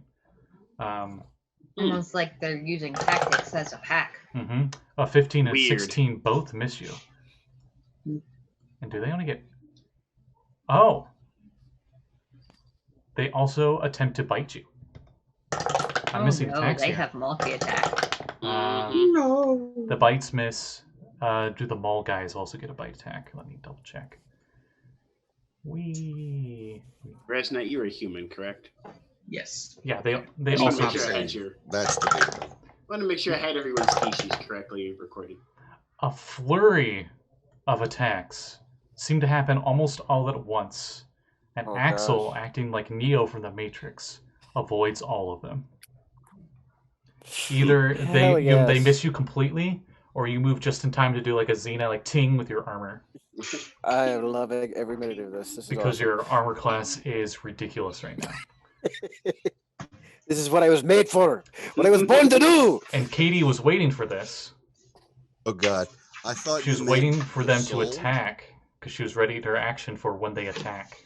She was going to attack. She's invisible, so she might have advantage. She does.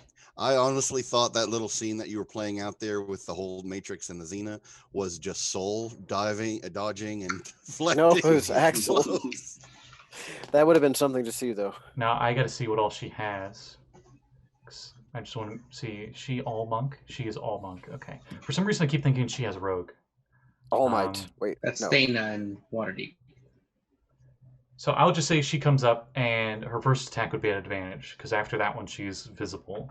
Yeah. And she's attacking one of the spear guys, and she hits. Woo. And then I'll roll. Also remember, she has stunning strike now. If she feels like using it, though. This is a little guy. She wouldn't use it.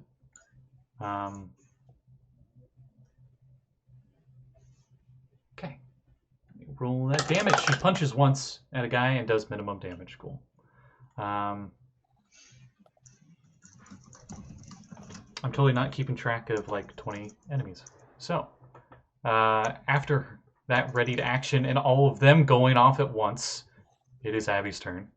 Woo! Ooh, okay, so how many bad guys can I see? Yes. A lot. And how many of my friends can I see? To give you an exact I think everyone is visible, right? Everyone's visible now, yeah. Okay. Except my crab. Here's what you see. I don't, no offense, care about your crab. You see Dang. a big Sahuagin. I don't know where it is. You see a big Sahuagin with a spear, along with 7 other ones with spears, and 2 guys with war hammers. Oh, there's 9 in there now. No, 10. 10, yes. Got it. So, I forgot the big guy. 10. Scotty, I have a quick question. Mhm. Positioning Axel on the map that you've given us here, Yep. is he like in that square in front of the doorway and like right next to the weird splotty thing and the number 2? On the map, he is, I think, at the number 1 spot. Oh, is like he? literally Okay. where the tile that says number 1, because you Cool. moved in. Right. Okay. Can I move in such a way that I can see all of my friends? Yes. Cool. I'm going to do that, and then I'm going to drop concentration on Silent Image, and I'm casting Spirit Guardians. Ooh. I call forth spirits to protect me. They look like miniature little blink dogs, which is a thing that Abby heard of long ago, but has never actually seen. That's fantastic. Any number of See you creatures. casting a spell and they all their eyes go to you. I just growl at them and I continue casting my spell. Sekald, you already know their battle tactics and their views on magic. Yep, which is going to be hilarious this next round. Literally everyone in the room has cast spells except for two people. Except Abby. Pretty much, it's like heavy metal stops, and they all look at you as you cast a spell. Okay, But nobody else has Josul seen. attacked. Right. You're the only one that they're seeing cast spells, though. Yeah, so far they haven't seen anyone else drop it. They Spirit saw Guardians, Resnet. where do you Either way, place it? whatever. It is on myself, but when I cast it, any of my friends that I can see are unaffected by it. What's the range radius? It is a 15-foot radius. Affected creature speeds are halved, and when they enter the area for the first time or on a turn, or it starts its turn there, it must make a Wisdom saving throw. All right. Currently, you're outside. They're not in range. You would have to run inside with it. Yeah, I can. I'm gonna do that, but like, I'm gonna cast it here and then run in. Yes. Yeah. So, what do your Spirit Guardians look like? Because I like to think each character makes it their own thing. They look like little blink dogs that are jumping around and blinking all over the place. They're a thing that Abby read of long ago, but never actually has seen. Nice. There was a chance in I forget which one of the woods, but there are some blink dogs there. Anyway, that's probably where you heard stories about them, that they were some in those woods. That's my action. You run in wisdom saves? Yep. Yeah. Okay, let me check their wisdoms. More like wisdoms. No, they're decent wisdom. Okay. Yeah, they're clerics. What's the DC? No, they have clerics. Oh, like their people do. 2 seconds. I just dumped my entire dice bag out because I'm a fool. I'm gonna say 6 are in range as you run in, so I rolled for 6 of them. Oh shit, my DC is ass. It's only 14. Okay, only one passed with a 14. Oh, good. All of the rest of them take 3d8 radiant damage.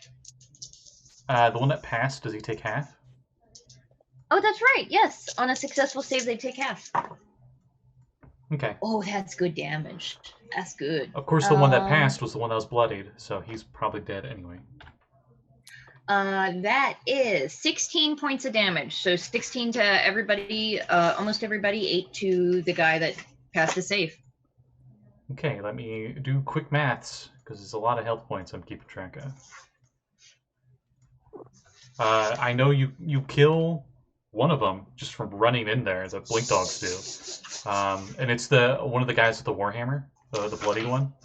He made his check, but I'll say he dodged 2 or 3, and then 4 other blink dogs just pile on him.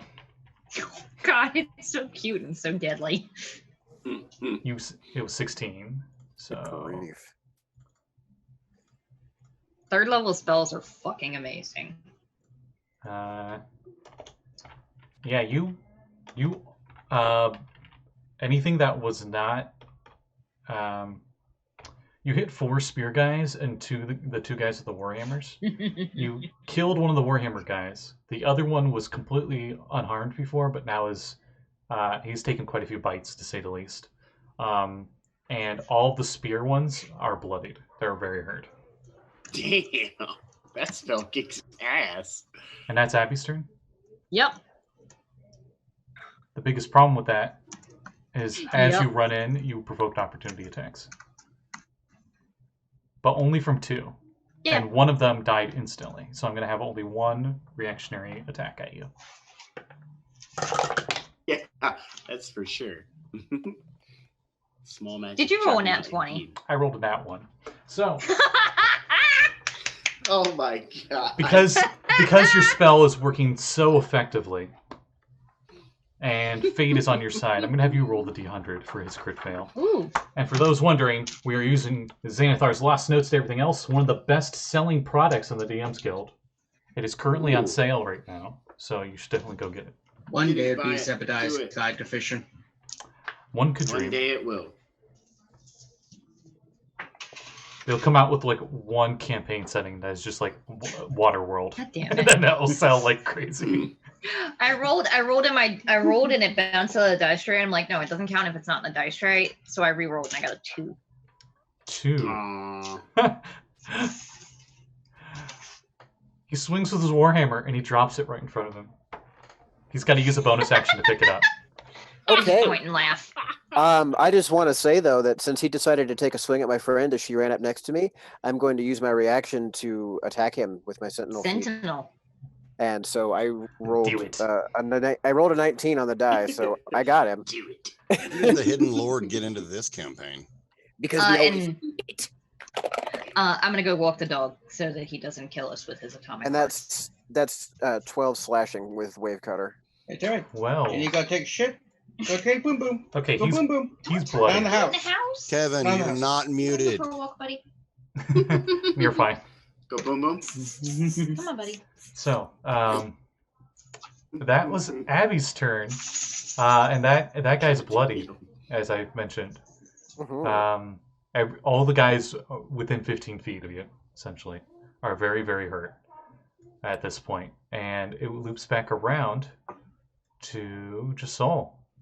Josul, you're currently desperately holding on to your Murrow harpoon on the ledge with a Am I dead holding on with Sahuagin. one hand or 2? Oh, definitely 2. Ah, damn. They're like 6 feet tall at least, so they're all Good muscle lord. fishmen. So they're Well, I not. tied the rope on there really, really good. So I'm gonna try and like pull it up in like a jerky fashion to see if maybe I could jerk the body out of it. I'm sorry, could you do that again for the camera? Just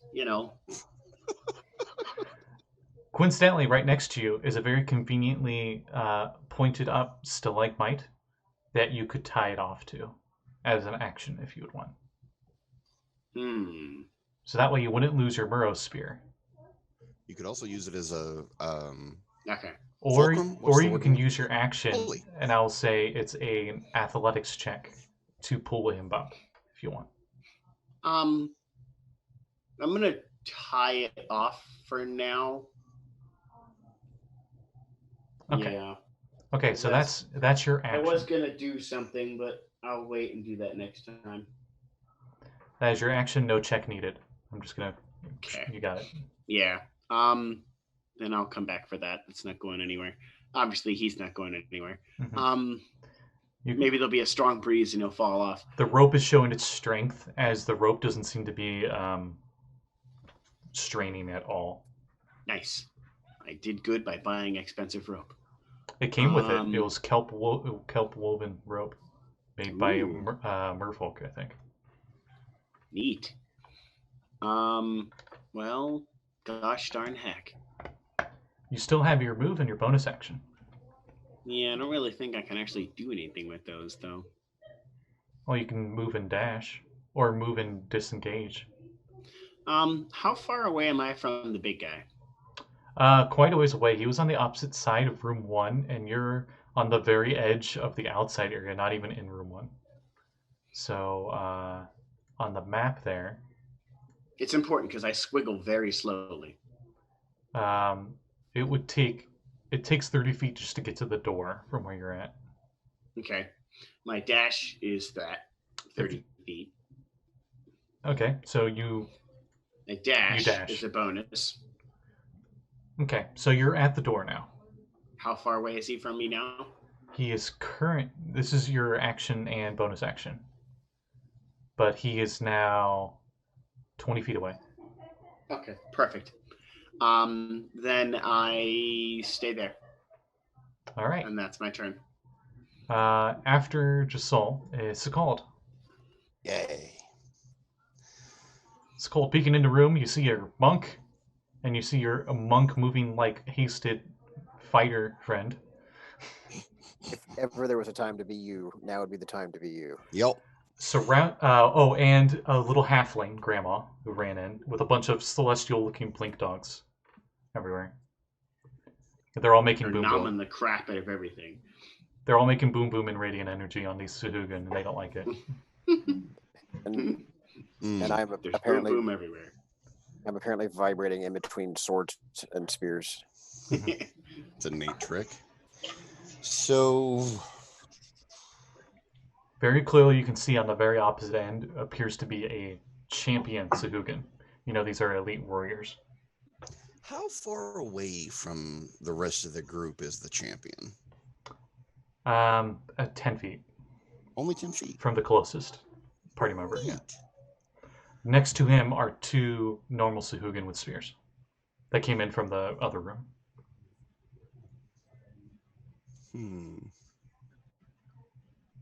And then the ones that are closest to us are how far away? The closest one is actually 5 feet away if you're right at the door. But I believe you had to move 10 feet back for the shatter. Right. So the closest one to you is 10 feet away.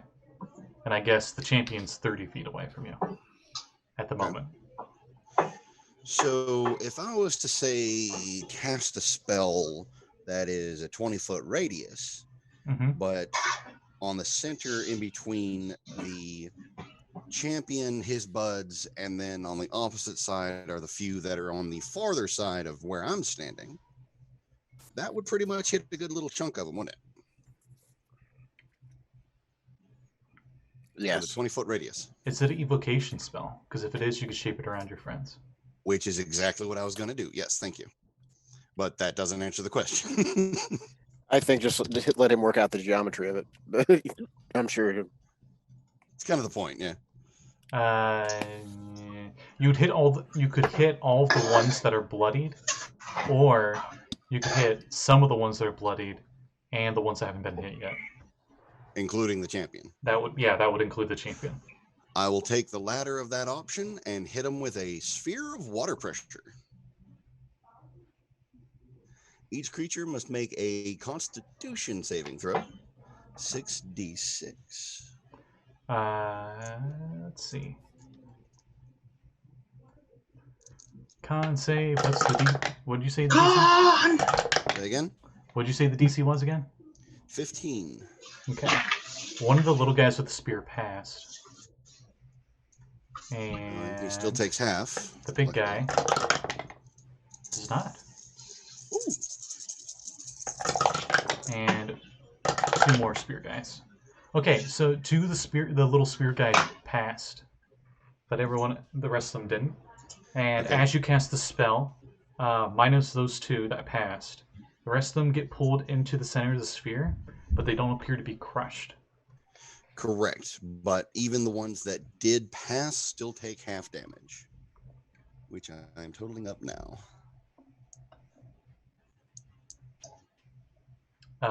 Because they're deep sea creatures, they don't take damage from water pressure. Same with But you Tritons. have pulled them all into one space, though. They are restrained. You restrained And them they're all in a restrained, fixed point. So nobody They didn't- takes any damage. No. But they're all stuck in one spot, except 2 of them. Yeah. So they're restrained, but until your spell wears off, that's technically more useful. You just did a Because group. now they're stuck in Abby's spell. You did a group hold Abby's in monster. range. Yeah. You just doomed them all because they're already bloodied and they're stuck in the radius of Abby's spell. They're dead. They're so dead. Well, I'm only slightly disheartened because I am an evocation wizard after all. Because damage is more my thing than passive. I yeet you to one side. But I will take it. I will gladly restrain everybody, including the champion. Train them in the area of death. They all seem fairly angry at the halfling with her magic. But as you cast that, the champion specifically looks at you almost in fear. But but more of like a fight or flight kind of fear, where it's fight. It's all fight, not flight. And you see Sekald just with this great big shit-eating grin because he knows exactly what this means to everybody else. As he's just stuck there, and the little ones are like stuck to him, almost like it's a magnet sphere, almost, Where Would they're all that just like stuck together. invoke any type of intimidation at all? You've intimidated. No check needed. So, on that note, after Sekald is Resnet. Oh, thanks, man. use It's blue. lightning bolt or something. I believe when they're restrained, they automatically fail dexterity saving throws. Isn't that correct? Disadvantage, Sean. Disadvantage. Okay. Oh, That's shit. awesome. That is awesome. I'm starting to like Resnet a little bit. It's like, oh, thanks. Just a little bit. Unfortunately, it's a blue fireball, so. Doesn't that mean it's hot? Do you have anything that would allow fire to be cast underwater without penalties to damage? Yeah, sure, why not? Because he did have a sphere of water. Okay. I'll roll dex saves for funsies. What's your DC? Oh no! Wait, you sent it to me. Never mind. Yeah. I thought they automatically failed because of restraint. No, disadvantage. Ah. That's a 40-foot Well, radius, isn't it? Technically, Resnet could make the fireball blue by putting a little bit of copper chloride into the bat poop he used to make it. That would make the fire blue. Wait, is fireball a 40-foot radius or 20-foot radius? 20 foot. Okay. 20-foot radius, 40-foot diameter. All right. How much damage you do? 38. It's a weak one. All right. So, the spear Sahuagin that you did not catch in the fireball, or in the sphere of water, also were in range of this, and they failed. So, all of the smaller Sahuagin, the not champion Sahuagin, die instantly, as your sphere of water pressure immediately vaporizes into steam from the explosion. Neat. They are the only one standing after that, though very hurt, is the champion. So And what's now left it's Katie's turn. in the room is a very bloodied guy with a warhammer and the champion currently. And Katie Now it's will go Katie's up turn. to, Whee! in fear of her dying. I'm just going to have her go after the Sahuagin that lost his warhammer from the crit fail. 2 attacks, a nat 2 and a not as good. Let's see if that still hits though. I don't know why, but my dice do not want to have you hit, Katie. I'm sorry. Does she get advantage from having a partner in proximity? She does not. She does not. No. Heard your blue fireball. Nice. Tell her the combo. Tell her the combo. I'm really proud of that combo. I It is cast a very fireball. good combo. Good God, that was a deadly combo. Sekald used Sphere of water. sphere water. Yeah, I was watching. Oh. Little disappointed I didn't get to take out more of them with my spirit guardians, but Hey, that was a good spell. oh yeah, no, I weakened them up. Katie misses with her You first chummed them up? palm strike against the big guy that had the war hammer. Mhm.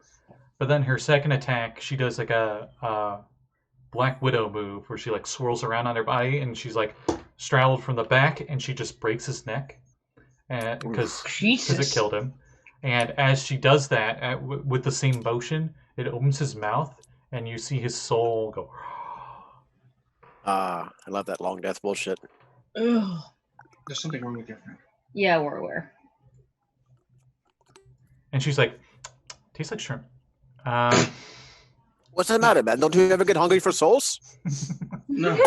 I've heard the Dude, monks are you still taste like taking chocolate. fucking notes mid-combat? Yeah. Okay, let me see. Better to do what's fresh in your memory. I mean, to be fair, there's far fewer enemies to worry about. She doesn't gain any benefit from it because she got temporary hit points before this battle. Yeah. But Yeah. it's nice and Yeah, thematical. already had some. It tastes like shrimp. Mm-hmm. I mean, there's no downside to doing it. Right. If it's right. more than 15, Right. she just takes the higher one. Can she make an intimidate check on the champion with that? It does not work. Okay. I mean, He doesn't- he's kind of pissed off at me. He doesn't see her. All he sees is a Sahuagin casting spells and another person casting spells. His focus is completely on them. And he's very hurt as it is your turn. There are 3 people casting spells, though. Yeah, visibly.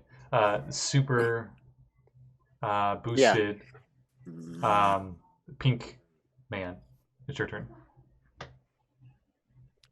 That really sounded wrong, Scotty. I'm sorry. What is going to happen is he is going to run up to the champion. Yeah. And we're gonna count this out. Attack, accent surge attack, haste attack. Okay. Okay. So that's He's gonna 3. run up and say, "I cast sword." I cast sword a lot.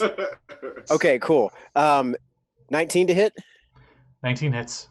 Okay. Okay, well, 22 hits.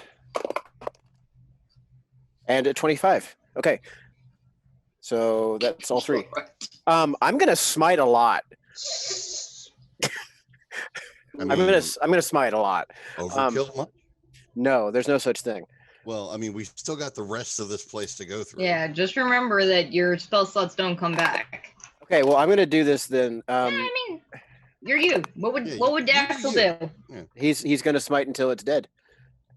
So that first one is 8 plus. As you run up to him.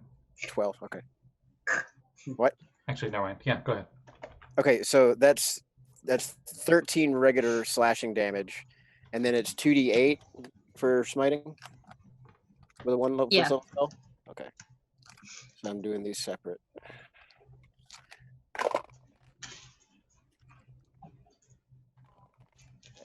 And okay, so 7 radiant damage on the first hit. Okay. Okay. Wait, why did I reroll the 20? That's not what I needed to do. I already hit that. Okay, sorry. D6 is for the second attack. 7 to 5, 12. 12 damage?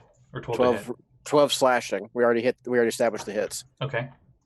Yeah, he rolled like above 20 on all of them. Yeah, and 9 radiant on that one. How's he looking? On that strike, he is down. Great. Okay, then we're gonna stop there, and I'm gonna use my third strike, but not smite to take his head off. Okay. And that is that. You guys cleared those 2 rooms. I would like to take his head and stick it on top of my helmet like a hat. I go back to my marrow spear. Wait, aren't you using a hammer? Try to get the Not body right off now. of it. I left my hammer okay. outside. I got a new magic sword that I wanted to try out. Okay, so cool. I left my hammer outside. Speaking of which, though, okay. Axel, this spell is really powerful and it lasts for 10 minutes. Do you know where there are any other enemies? I only saw them in this room. Oh, do we only see them here? Just in here. But I did not try down that corridor, so maybe let us hurry and Sure. see if we can surprise some people. Heck yeah. I will rush. If we're off, are we off initiative yet, or are we still on initiative? I think we'll stay in initiative. No, we won't. Never mind. Go ahead. Okay, then I will hustle down and scout. I'll just tear ass down the hallway and look in rooms, and then You're heading rush towards back. room 3, so you're heading to your right. Or are you heading? I just imagine. I realized how powerful it would be if I'm just on your back and you're running around hasted. Yes, this is a good idea, and I'm excited to be a part of it. Just wrecking ball with surrounded by magic dancing puppies. Yes, everything about this is just golden. You would know the entranceway, the room that all the slaves were in, the room right before it. There were Sahuagin in there. Okay, so let's head toward them. yeah, I will do that. I should have specified. I apologize. There were quite a few in there. 2 of them were wearing what appeared to be like kelp-like robes and had staves. Oh, good. Yes. Okay. Wizards! So made of sharp teeth. Definitely time for that. Also, I will tell somebody we can find armaments and where we can find slaves, but they will need probably some healing before they can be of use. Did any of our crew need healing? No. I don't think any of us took. No, Axel didn't take any damage. That's right. Nice. We stomped the yard here. And now that we're out of initiative, I can say Josul goes back outside, and you get your spear back. Okay, good. Are you on fire? No, candle. Oh. I had it off camera, and I was just like this. I love that was like an actual sentence that came out of your mouth, and For a hot second, I was like, yeah, no, that tracks. If any of us were to spontaneously combust, I do believe it would be Blake. It would be Blake. I'm just saying. That is a true Sunlight. statement. No. Yeah. That Wait, is a true Jesse, statement. are you on fire? It's I very don't hard to remember see, but I who- do see it Mhm. coming out of the mouth. Okay, Trail so, of- um, Why aren't you asking me if I'm on fire, huh? Because we Oh, can't wait. see you at I all. can't see you, man. because you're I'm too, going to you're assume too that you cool. are. You're too cool, man. I'm going God to damn it. assume that you are. Nice knife joke. Just until proven otherwise, I assume you're always on fire. You He's not zoom, on fire. you zoom down the hallway, being the Heck, I'm boosted knight you are, Back in and the you old days, that used to age people. and you Haste. look into the room to your right, and you see dark blue tiles that cover the walls and floor of this room. In the center of the room sits a table with a small bench beside it. A coffer is propped in a northeast corner, and the open lid is leaning against the wall. And you see a miner's pick lying on the floor in here as well. So another room under construction, essentially. Okay. As you continue zooming down the hallway, Whee! you As eventually everyone except Josul is zooming down the hallway. Josul's like, you eventually get to room 5, but you could keep going into uncharted territory down this hallway. I'm gonna like knock open 6, 7, and 8 really fast and just like bang, look, bang, Ooh, look, like hang on. like- How long has it been? Has it been a minute? No, definitely not with haste. Okay. yeah. So like he's pushing open toilet Because stall. once we hit that minute, you are fucked for a round. As you get into room 5, we go back into initiative, as all of the Sahuagin in room 12 definitely hear you and Full Plate running hasted through the hallways. Okay. Do we get to roll again? No, we're keeping the same initiative because I'm going to go insane. I mean, short trip, but okay. And Cries in 5 initiative. No, it was even lower than that. I got a 4. yeah, fun you fact, I rolled a Josul, 5. your turn starts as this all happens, and it goes to bullet time, as you just got your Merle Spear back, and you just slithered back into room 2, and you Squiggle. hear like wort, wort, wort, wort, wort, down the hallway to your left. Oh fuck! I forgot to cast it. Shit. Oh well. It's way in the distance. Great, we got elites now. I squiggle that way. Well, we're splitting the Josul's party. out of this fight. Yeah, just take me off the initiative chart. I'll be there by the time the combat's Floating over. disc, get on it. Sekald, you know that is a war cry that the Sahuagin do to bring fear to their enemies. You're not sure how it works though. Baby shark. Wait, I'm sorry, Baby which one? shark. Wort. Wort, wort, wort. Oh, To intimidate them. Uh-huh. Yeah, Uh-huh. yeah. Mhm. No, it's That's a- hilarious that's a very because they Game Grumps think it reference. works because they kill everyone. Yeah, So exactly. they don't actually live long enough to It tell works them that to that's tell actually anyone stupid that- as shit. It It's works- not right. scary. It works Right. 100% of the time for every battle they've been in, because anyone who died didn't get to record otherwise. Right. Mhm. True. and you just hear Sekald go, God, that is I'm just so remembering the logic for why your dog always barks at the mailman, because his theory is that I barked and we didn't get murdered by the mailman. Therefore, my barking stopped him from My murdering barking us. stopped you from murdering us. Yeah. Right. So you're doing a heck and slither, right? Well, I'm squiggling, so that's just what's gonna happen. Okay, you hear it. You hear it coming from in room 2. There's a hallway to your left, a hallway to your right, and a hallway forward. You hear it from the hallway to your left and a little bit to the hallway forward.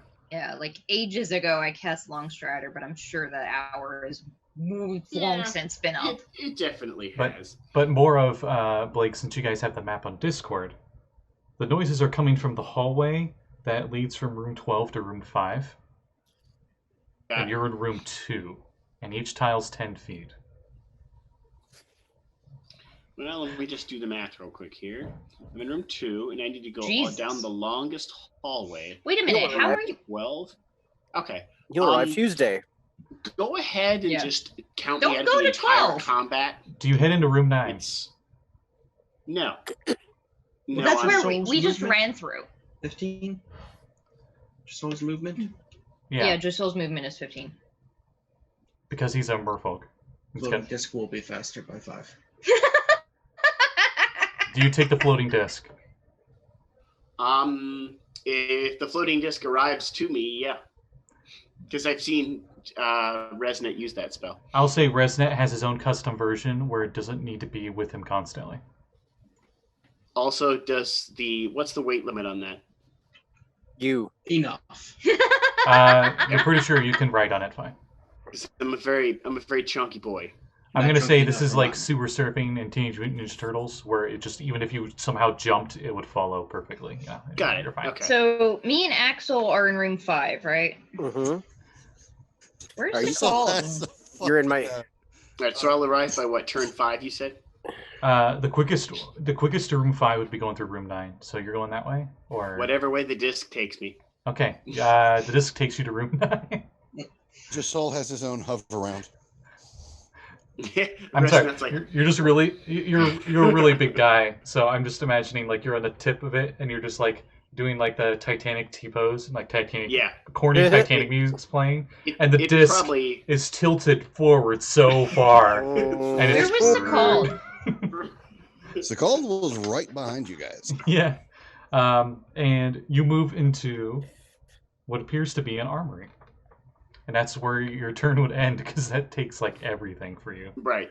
Yeah. I think. The way that you describe that scene, Scotty, I just see him passing like one of the cells, and it's a bard playing a violin for the theme song to Titanic. I mean, Yeah. to be honest with you, how fast does this disc move? 20 feet. Yeah. This is the fastest I've moved without Abby's spell ever. So Ever, yeah, yeah. I'm And moving. then it ignores super fast. terrain. No. Yeah, Not when you're in water. You're fast as shit in water. You moved 60 Yeah. feet, so now you're in room 9. On land. That's how long that hallway was. Got it. Sekald, you were right behind him I'll be in right room back. 2. Obviously, I'm not going to be in the combat for a while. Wait, in room 2? Yeah.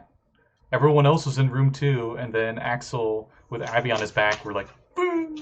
Oh, I thought I was keeping up with Axel and them. Oh no! Yeah, you could probably be like half the distance away from. Axel's moving at Oh, 60 hence, feet that's around right, right that's now. right, that's Yeah, right. Or he's actually looking- 120 because he's running and he's hasted, so speed is double. So you are like a minimum of. Build a fire. Yeah. Oh, come on. He's hecking too. So yeah, whenever it's my turn, or who's on the Sekald, initiative now? you also go in That's room 9? Sekald's turn. You dash into room 9? That's where we're headed, isn't it? Yes. Then yeah, I mean, Yeah. That's where you hear the other Sahuagin seem to be alerted to Axel's presence. right. So you head that way. Up next is Resnet. Head towards the sound. Okay. Up next, Kade. She also moves towards the sound. What's her... Actually, she's a little faster than everybody. Let's see if she can actually make it there. She She has speed of 45. And she can step of the wind. she's not far behind Uh, because step of the wind doubles your movement. So oh, wow. I mean- Okay, she's going to step of wind then. yeah, she can move. Actually, no. She's gonna dash, and she will be in room 5. So Yeah, she does a heck and actually- zoom past everybody. Yeah, if she dashes, she's faster than you and I are. So Axel, you just got into the big room, room 5, way on the other end, like over 100 feet away. Mm-hmm. There's a door to the left, and there's the T position on the opposite wall that you're pretty sure the Sahuagin will be coming in from. Yeah. Coming in from the left door is Kade. And she's, All right. Where did I come in from? I came from 9. you came in from room 3. Came from okay, so I'm on Because the you left went side. you went that Okay, way. and Katie came from 9. Yeah. Gotcha. All right, I'm back. Yeah. I'm gonna wave to her This and is- advance into the room. This is one of the, this is a first edition adventure, so it's very dungeon crawly. This would be really cool if I had a giant table and I could draw everything for it, so you guys would have a better scale of where you're at. Mm-hmm. But anyway, I froze. Oh, I'm back. nope, you're back. Oh wait, After I froze. it is now your turn, Axel. Okay, well then There are no visible enemies yet, but you do hear them coming down that hallway. They're like heading north the hallway from room 12 towards room 5. Got it. And how many feet is that across to get? Each square is 10 feet. Okay, So it's a 10, bit. 20, 30, 40, 50, 60, 70, 80. Those at home, look up the Sahuagin layer map for Ghost to Saltmarsh. Okay, good grief. Okay. It is big. Yeah, heckin' big. So big. I'm just gonna go ahead and dash over 60 feet. Okay, so you're essentially in the middle of the room. It's doubled now, or is it just tripled? So it's 90. Double. Okay, so. All right, so you get to Kade. I'll say you're on the other side of the room with Kade. All right. And with my extra action, I would like to fish out a bottle of Alchemist Fire for my pack. Okay, sounds good. And that's gonna be me done. All right, then we go to the enemies. So coming in. Do they start their turn within 15 feet of me and Axel? No. Oh, dang. The hallway's like 25 feet away because this room's huge. Oh, I thought they were in room 5 with us. No, they're coming up. No, they're going to be in room 5. Okay. But we're adjacent with Kade, so I've got her covered if someone tries to swipe on her. A bunch of ones with spears show up. You hear a bunch of commands coming from down the hallway. Sekald, you recognize a female Sahuagin voice telling very demandingly the other Sahuagin to kill them if they're intruders, and if they're not intruders, still attack them once for being a nuisance to me. I remember that bitch. And 5 Sahuagin come pouring into the room, seeing everybody. Actually, we'll make it 3 of them so far. 2 of them are back at the doorway to the hallway, and the other 3 advance into the room, seeing you three characters. Clearly a giant aura of spirit guardians floating around everywhere, and they are just like chuck spears. So 1 spear for each of you. We'll do Axel first because it's funny. Yeah, you pull some flash where you're just like vibrating at such high speeds that it just goes through you. Abby, I will say you have half cover because you're on his back. I'm sorry. What's your AC with half cover? 22. Okay. I think cover gives you a +2, right? Wait. Half cover does, yeah. 3/4 gives you +5. I have to ask something. Mm-hmm. If Axel is vibrating that much, that hard, how much of a good feeling is Abby getting right about now? She's probably ready to puke. Inappropriate. Guess Basically calling Axel a giant vibrator. Yes, I'm aware. It's not a saddle. Guess who got a nat 20 on the person who's not here? Oh no. That's Sahuagin. So her. It's fine. She's got lots of temporary hit points. Yep. Let me see how much damage she does. Normally, I'll roll the damage first, and then what the crit does.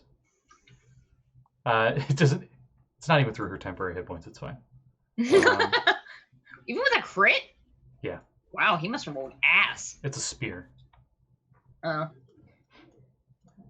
can't edit this. Cool. Yeah, actually, his max probably wouldn't go all the way through them,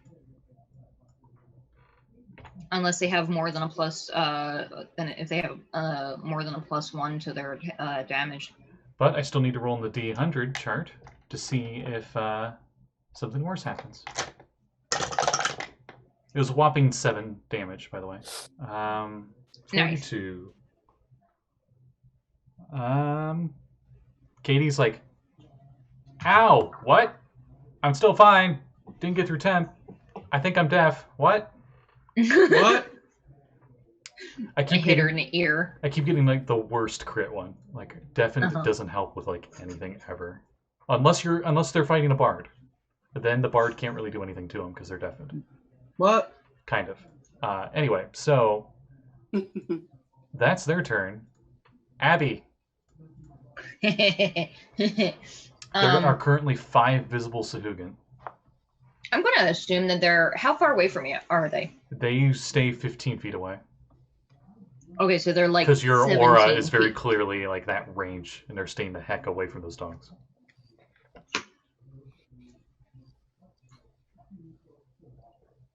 Okay, so if I move into their space, they don't take the damage now, but when they start their turn, they will. Do you do that? Yeah, I'm gonna jump down. And do any of them look like more heavily armored, or do I see like a wizardy looking one? Sahuagin are known for not wearing armor. They rely on their tough Any that Sahuagin look hide. tough. They just look like normal Sahuagin. All right, I pick one at random, and I'm going to guiding bolt him. Okay. Actually, it's not random. No, they haven't been touched yet. So 3 of the 5 don't have spears right now. I don't think that really matters, but for this, but yeah. it does not.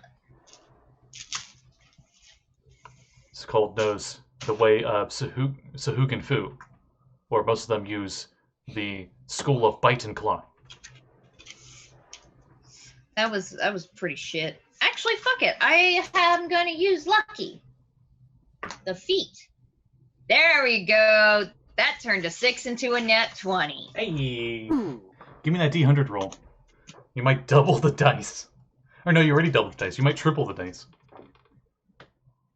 Probably not. 13. They fall prone.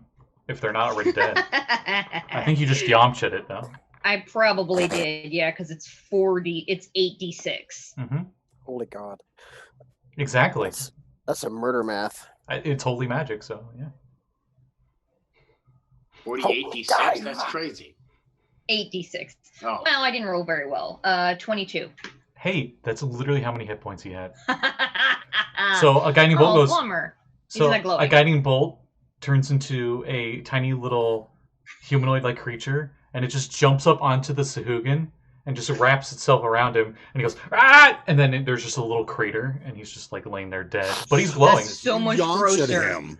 That's weird. But I was picturing like one of the little blink dogs just zooms right through him, but also that's hilarious. hey, Phoenix. The group's going through Sahuagin Fortress, and they're wiping out a lot of the stuff on the first floor. We're currently doing the final I just enemy. incinerated a thing. Yeah, she critted a guiding bolt. Our cleric. Mm-hmm. Oh, I should mark my spell slot off. Yeah, you probably should. So that's Abby's turn, right? Yeah. Okay. Josul, you were still in room 9. And I stick my tongue out at them as a bonus action. You saw Squiggle faster. you saw a guiding bolt come through the doorway. And you float on your Tensor's floating disc, and you just, or I should say Resnet's floating disc. It's his own custom My one. Resonance floating. And Resonance Blue. Tensor's got nothing on here. yeah, and it hovers over, and with a dash, you're at the door. But you're not in room 5 yet. God damn it.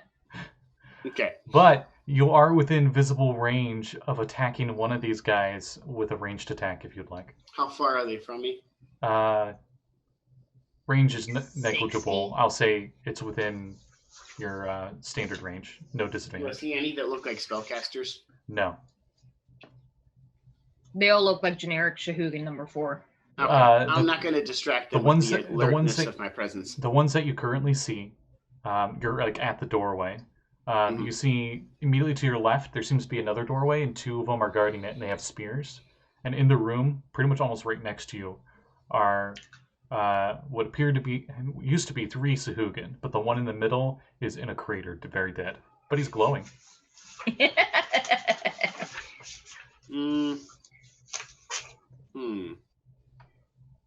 Oh, fun fact, bronze dragons love the taste of Sahuagin because they love the taste of shark.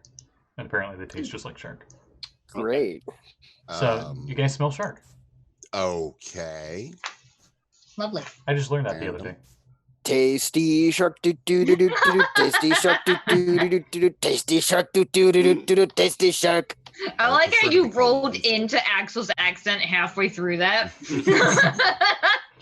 That actually matches the Pezandar very well. They would totally be singing right now. as he's dodging, each dude to do is him like dodging another blade. They find joy in anything they can in life, especially battle. So, that was Josul's turn, I guess. Yep. Or no, wait. Were you gonna spear anything? No, there's nothing that looks important in the way. I'm not going to alert them to my presence. Okay, Wait, they know you're there, but they seem very focused on your halfling friend. Yep. I haven't done anything else impressive yet. I am a tiny glowing target. Sekald, for the sake of convenience, I'll say you come in right behind Josul, and you see the same thing. Just get ahead of me. He's so big in the hallway. It's like, Yeah.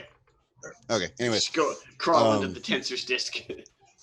so how many I see and how close are they? There are currently 4 of them alive. The 2 closest ones are within 5 feet of each other, and the ones further away, that seem to be guarding the doorway to the hallway, are even closer to each other because they're standing in the way of the doorway. And just out of curiosity, how far are the 2 groups apart? About 20 feet. Damn it! I keep wanting to cast Ice Knife, but I keep wanting to hit everything inside. Well, water pressure wouldn't work. You could fireball them. For funsies, the one that is dead, in between the 2, is still glowing, and with the Ice Knife, you would have advantage. To hit the dead one. Yes, and the blast radius would hit the other 2. To hit the other 2 groups? No, the other 2 that are next to it. He's just saying that if you hit one of them, you can have advantage on the roll if you attack the dead body. Yes. Well, you see, that's kind of... Never mind. So they are 20 feet apart, the 2 groups? Yes. Screw it. Another sphere of water pressure. Dead center. Catch them all. Okay. Con saving throw. What's your DC? Yes, please. Into 15. my 15. Okay. Into the halo of puppy death. 2 of them pass. So 2 of them are restrained as they get pulled into the middle, and a Oh, that's glowing right. dead body Damage. also, like, video game clips into them. I had rolled for the damage and then realized that they don't take damage, so I'm kind of curious why I just decided to do that again. But 2 of them are restrained. So, after Sekald's turn, it is Resnet's turn, and I'll say, also for the sake of convenience, Resnet, you appear in the room, in the doorway, squeezing between Josul and Sekald. And you see another sphere of water pressure. 2 of the 4 Sahuagin are stuck in it that are currently visible. Were they the 2 that were in my halo of danger puppies or no? Your sphere of water pressure would pull them into it. So all 4 within her radius of her thing? No? The one with the spear that made it is not, but the other 3 are, I'll say. Yeah, when they enter the area for the first time or start their turn there. Okay, so... I'm helping. Jeff! God. It was so much better because you said it. It's like super gravelly, tough man voice. I'm helping. Yeah, it zooms in into Cold's face, and he has like a really chiseled jawline and a butt chin, and it's like highly detailed. I'm helping. I will firebolt the one that is not in the sphere. Yeah, it looks at the spear, and it looks at the sphere, and it's like, ha ha ha, stupid sphere. Oh god. Does 18 hit? Yes. Just have to make sure. Okay, I hate to admit this, but I'm starting to love the little yin yang we've got going on here.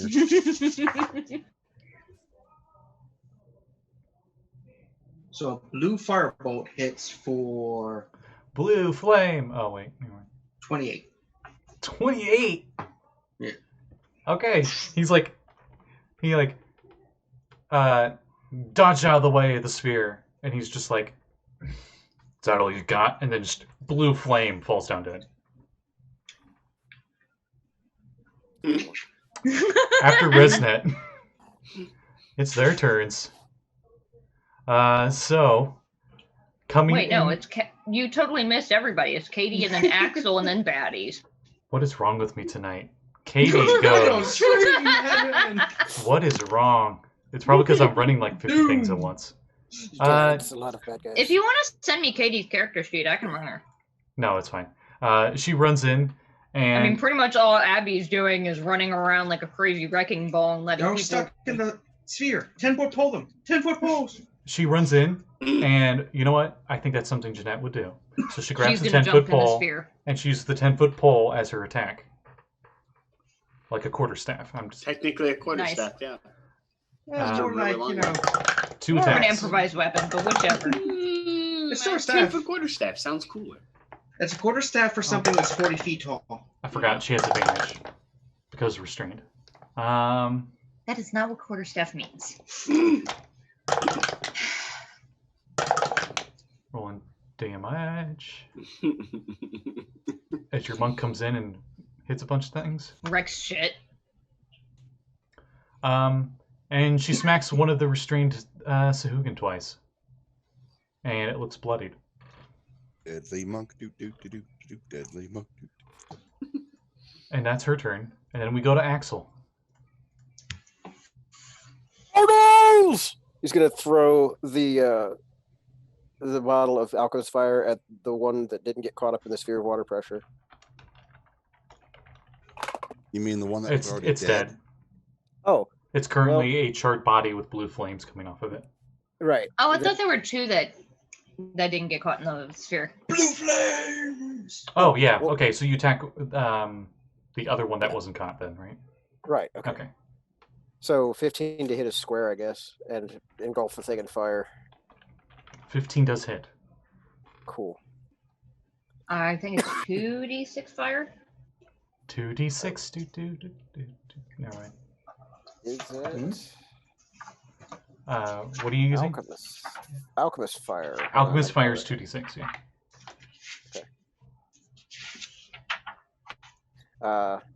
It's 1d4.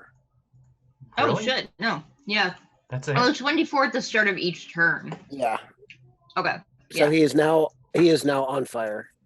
All 3.5. It was 2d6. right. So that's 3 fire damage, but he is now on fire. And now I'm going to go ahead, pardon me, and use my hasted action and cast firebolt at him as well. Okay. You hit him with it, and it takes him like a second to react, and then it's just like, ah! I don't think you can do that. What do you mean? Why can't? Hey, The hasted action has to be a weapon attack, a dash, or a Well, I will allow feasibly it. you could use I'll allow the you what you could get. throw the alchemist fire as the hasted attack. Okay. So Axel, this- what did you get to hit? I'll allow it. It was, let's see, 18 to hit with the firebolt. Okay. I'm Yeah. just allowing it just because I want to keep things going. Yeah, okay. We've been on rules for a bit now. Sure. All right, 2d10.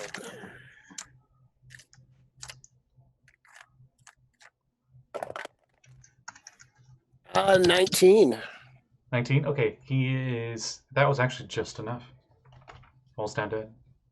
Woohoo! On fire with normal flames. The only ones that are left visible currently are the two that are restrained in the bubble of water. Oh no, one of them's bloodied in there. That's right. So after Axel's hasted turn, it is finally their turn. Do they start their turn in my radius? Yes, they do, Wisdom save. because they're restrained. A nat 1 and a nat 18. Oh, wait. No, that one was cocked. Never mind. A nat 1 and a nat 5. Okay. 14 radiant damage. Okay, the bloodied one is not bloodied anymore because he's dead. But the other one's bloodied now. And then that's when coming into room are two more guys with warhammers. The boosted guys. And they are standing side by side. In between them, you see a Sahuagin wearing robes, priestly robes, The staff appears to be made of some kind of bone. On the end is some kind of conch shell, and on the conch shell, it seems grafted into it are like sharp teeth, almost like a mohawk on it. And yeah, I know the time. And seeing the array of stuff going on, and probably would have seen Axel casting the spell as she walked in.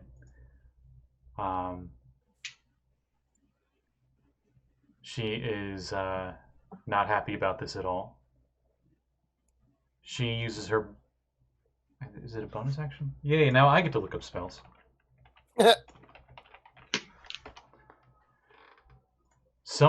She summons next to her what appears to be a celestial... Or not a celestial. It appears to be a trident made of water. Even then, it looks very jagged and sharp. I don't think he heard you. No, he didn't. Counterspell. Counterspell.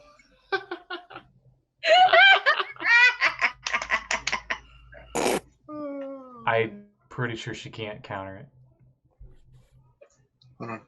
If it's what I think it is, if she probably she cast it at the main level, it just auto fails. Yeah, she goes to cast it and you counterspell, so it's off. And that was her bonus action. So Yeah. now that you've pissed her off. So this is what it feels like to be on the opposite side of that damn thing. Good going, Russ. now that you pissed her off, she stumps her foot on the ground, and the place rumbles a bit as she casts Thaumaturgy, as she can't do jack shit. Because she used her bonus action to cast a spell, but she can still cast a cantrip. And for some She doesn't reason, have any attack cantrip? and for some reason she doesn't. So, after she wasn't goes, planning on combat today. after she was taking goes, lunch. her sister God, comes I up can't wait to behind learn her. that spell from you, Mr. Resnet. Her Holy sister shit. comes up behind her and casts Guiding Bolt at Resnet. Seeing you, obviously the one negating the blessings of the Shark God. Oop, sending you a message right before. Oh boy. Does a 14 hit? No. Okay, Guiding Bolt. That wouldn't even get through with mage armor. And she commands the two guys with warhammers to go for the blue wizard. She says that in Sahuagin. Wait, do they mean the wizard that's in blue or the wizard that is blue? She's pointing her staff at Resnet. Okay, just making sure. Oh boy, they hid for a rude surprise. You know what? In case, yeah, okay. That was a nat 20 with your disadvantage, sir. Yep. So, the two Warhammer guys move up to Resnet, and as they do, they provoke opportunity attacks from Axel and Abby. Hi! And Katie, actually. She's like, I'm there. She misses. Hi! I'm there. Let me They introduce might you not to my have friend walked past Nat me, I don't know. Hey! That one stops moving. Your Sentinel. Give me the D100 roll on your crit. Okay, hang on a second. I'm rolling my damage. No, it's 46. I'm not gonna smite with this one. So 10 plus 5 plus 5, 20 plus the actual bonus is 5, 25. Okay, so that's 25 slashing damage with the hit, and my D100 roll 79. Ooh, that's a big number. You know what? You're wrong on your damage because you actually roll the max amount you can possible. So what is the max you could have had? Hot diggity damn. Okay, so that's 4d6 plus 5, so 29. 29. Okay. Sweet. Nice. And then Abby, would you, if you want to? Did it survive? Yeah. Sure. Oh, fuckity. As a reaction attack. Fuckity boy. Katie went to punch at the other one and she missed. As her reaction. I guess I have a mace. I've used like twice. Isn't your spiritual weapon a Yeah, frying that pan? tracks. Did it move into your space to I do can't. that? It moved through and away from you guys because it's going straight for Resnet, who's behind pretty much all of you. Then Right, what I'm yeah, saying it is, would go did it- through the 15-foot radius. So it's provoking also spiritual guardian attack. Yeah. Oh, okay. So both of them will roll wisdom saves, which I'm pretty sure they're going to fail. But I totally missed with my mace. I rolled a 7. Okay, the bloodied one fails your spirit guardians, so your blink dogs finish him off. 16. Yeah, they definitely finish him off. The other one made it though, so does he take half? Yeah, so 8. Okay. I love this spell so much. It's so good. And Goodest boys. and he actually gets close enough to attack Resnet. He gets 2 attacks. He attempts a Warhammer and attempts a bite at Resnet at disadvantage for his reasons. Warhammer misses. It's all the blue. Blue paint is defense. Does a Right, it was 17 all red. 17? or 18? Sorry, 18. 18? That hits. All right, the bite gets you for a whopping 5 piercing damage. Ah, son of a bitch! And does Resnet have temporary hit points? No. No. I can give him temporary As points. as the blue wizard starts bleeding blue blood, Wait. all of the Sahuagin get boosted. That doesn't make sense! You magically altered. Human. You magically altered your own biology, so even your blood is That blue. is so creepy and also very in character. Yeah, very much so. I was about to say. Guys, there's a side effect of going all blue. Just all. I'm blue. Just all. It's your turn. The Okay, Sahuagin that are still alive, Wait, aka the one with the warhammer. Did I go? Did you? No. No. What is I wrong? go after them. That is right. I mean, The she has two it priests- right there on her camera. The 2 priestess in the doorway, and the one guy who still has blink dogs dominant on his shoulder, with the warhammer, are the only Sahuagin left. The 2 priestesses are completely unharmed at the moment. Are you the bosses of the dungeon? Sekald, do you know these are? Sekald, translate. Sekald, do you know that these are just standard priestess? These are not the high priestess. You're in the middle of combat and you want me to translate. I'm gonna use my bonus action to make a big old frying pan over the bitch who tried to cast spiritual weapon Okay. and thwack her. Okay. And spiritual weapon does not have concentration, so Spirit Guardians is still up. Yep. That's why she was trying to do it. That's a 24. Are you going to advance on them so they get in the radius? Are you going? Yeah. No, I'm gonna stay a little closer to my friends Okay. 24. because I know it's a wisdom save, so they're probably going to be fine. But you know I'm right behind you, right? 24 does hit. It's not you I'm worried about staying close to, my man. Oh, she called you her man. 3 damage. Okay. Oh no, hang on. It adds my wisdom, so 6. I rolled shit on the D8. Did you just like knee the table again? I elbowed the table. And then yeah, why not? Sacred Flame, Dex save Same one? with my action. Yeah, same one. Come on, dice, really? Boy, you got her There we entire go. attention. Dex check. No, they're definitely more concerned about the very clearly wizard guy. He looks a very powerful magic user. Considering he was able to one-shot them with fire. Oh no, the fact he was able to counter their magic. They're highly offended by that. I mean, to be fair, Um, that would piss me off too. It's Resnet. You kind of get that from the guy. DC 14 for Okay, so the 17 would pass. oh yeah. I'll say Ow. as her deck save, it was her like waving her staff to counter it or something. Because priestess against I like to think holy magic against holy magic. That's how it works. Anyway, so that's Abby's turn, right? Yeah, I am gonna stay though, so that there are still guys in the sphere of water pressure, right? No, they're dead. Oh, they're dead. Oh no, there's one left, bloodied in the sphere. I'm staying close to him. Okay. And it is Josul's turn. There's a restrained spear Sahuagin. There's a slightly injured dude with a warhammer, and two priestesses, and one of them took a scratch. How far am I from the priestess that took a scratch? Let's say 15 feet. Oh. She currently has no bodyguards because she sent her one bodyguard after the blue wizard. Well, that was mighty dumb of her. I thought there were 2 guards. Oh no, did we kill one? Yeah, already? you killed one of them. Remember the other one to go try and poke And her. I'm gonna try a thing. Ooh, Maybe. Is it a save? a thing. Or do I have to hit them? Oh, I have to hit them. Thank God. There's no save. There's a save. I was like, well, never mind. Because my saving throws really suck.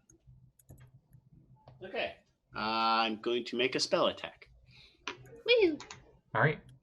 Chromatic orb. Nope. Even cooler. Ooh. Does ice a spell? 21 hit them? Yeah. Okay. They're a priestess in Yeah. robes. Yep. Okay, cool. In that case, then I do not be casting Ice Knife. they take... No, that's yours. Right. I'm not going to muscle in on your territory. Yay. They take 4 lightning damage. Lightning Which bolt? bolt? Witch bolt. Oh. Oh, A small bolt of lightning is connected between me and the priestess. Wait, which one? The one that was injured. No, which bolt? Ha Which ha ha ha. That took me so long to get. That was your up dog right there. embarrassingly long. You can tell I know. everyone's starting to lose it. So, that's Good Josul's turn. Yeah, that's it. Okay, Sekald. Which do you bolt for? You know what? I really don't like choosing from time to time. As you hear, like, "Birder, beep, beep," and Josul's just like, with lightning. And she's just like, Yeah. What I'm the gonna hell? do something that I should have done at the beginning of all of this combat. I'm gonna upcast Ice Knife. counterspell. No, I'm kidding. I'm kidding. So yeah, I'm gonna upcast it to a 3rd level spell. Are you aiming at the 2 priestesses? I'm aiming for the one that wasn't scratched first Okay. for the piercing part, and then yes, the other 2 to explode. They're right next to each other, blocking the doorway. I perfect. kind of assumed as much, yes. And we get 20! Woo! A nat 20? Nat 20, sorry. D100, because you might max damage it. Or triple. Who knows? And we get You might summon a god and they just snap their fingers and fix everything. You know? I'm not there. What?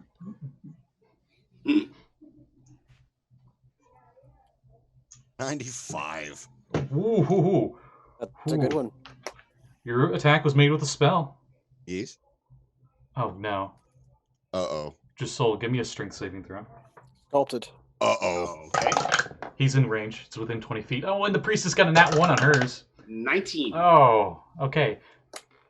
The ice knife, it was so critical that it caused a magic explosion of force. Doesn't do damage, but those that failed fall prone. Of course, the 2 priestesses fail, and Josul did not. Yay. You are sturdy Oof. like a mountain. So, Very sturdy looking. And I'm shaped like a mountain. so do 2d10 for the ice knife piercer damage. Okay. I got a... What is that? What level is that 15. cast? Upcast. The piercing stays the same, but I add 2 additional d6 to the cast, Ah, to the explosion. So that is 16. No. 15. I'm sorry. 15 for the piercing. Okay. And then after that 15 piercing, they both fall prone, and they need dex saves, right? Dex saves For the ice explosion. Yes, I'm sorry. Creature within 55 feet. Dex And- saves or take the damage. Yes. And because they're prone, they have disadvantage. disadvantage. Ooh. So fail. And 13. No. Fail. Okay. Wow. So how much damage would it have been normally without a crit? I How much haven't cold? rolled yet because without the crit, Yeah. How much cold? How many d6s? With that it upcast. would be a total of 4d6 cold damage. Okay, so now it's 8d6 cold damage because it was a crit. Holy mother. Gotta- Have fun with all those D6s. Gotta find some extra d6s. You just Murder fireballed with an ice knife.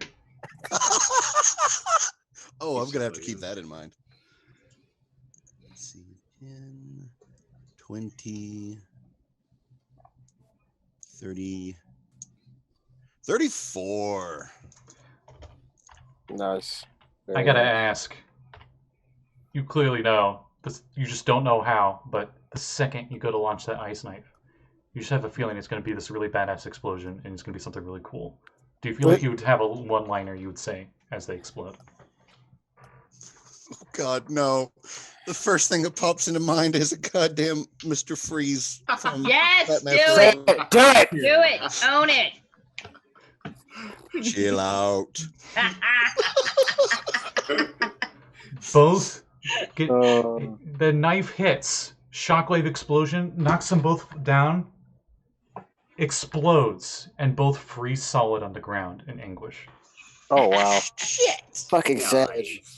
The cold damage alone would have killed them at full health. God damn. Ooh. Wow. That's crazy. So Madre de mer. after Sekold's turn, it's Katie's turn.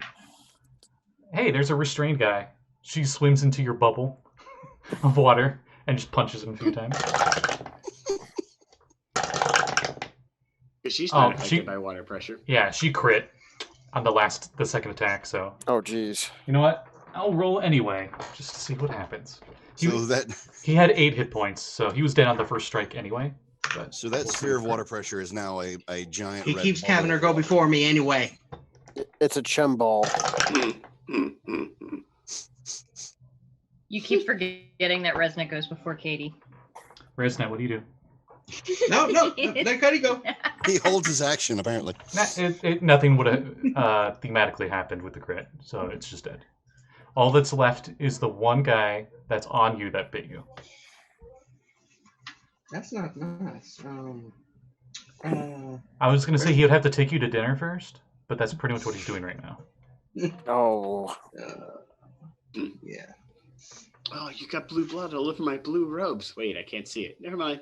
Ooh, okay. Resident's not used to this. I'm trying to think what he would do. It's all up in my face.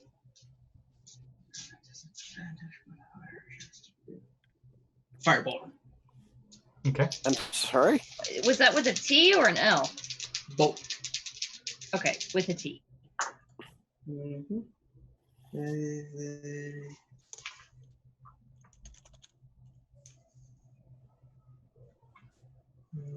15 hit? Yes.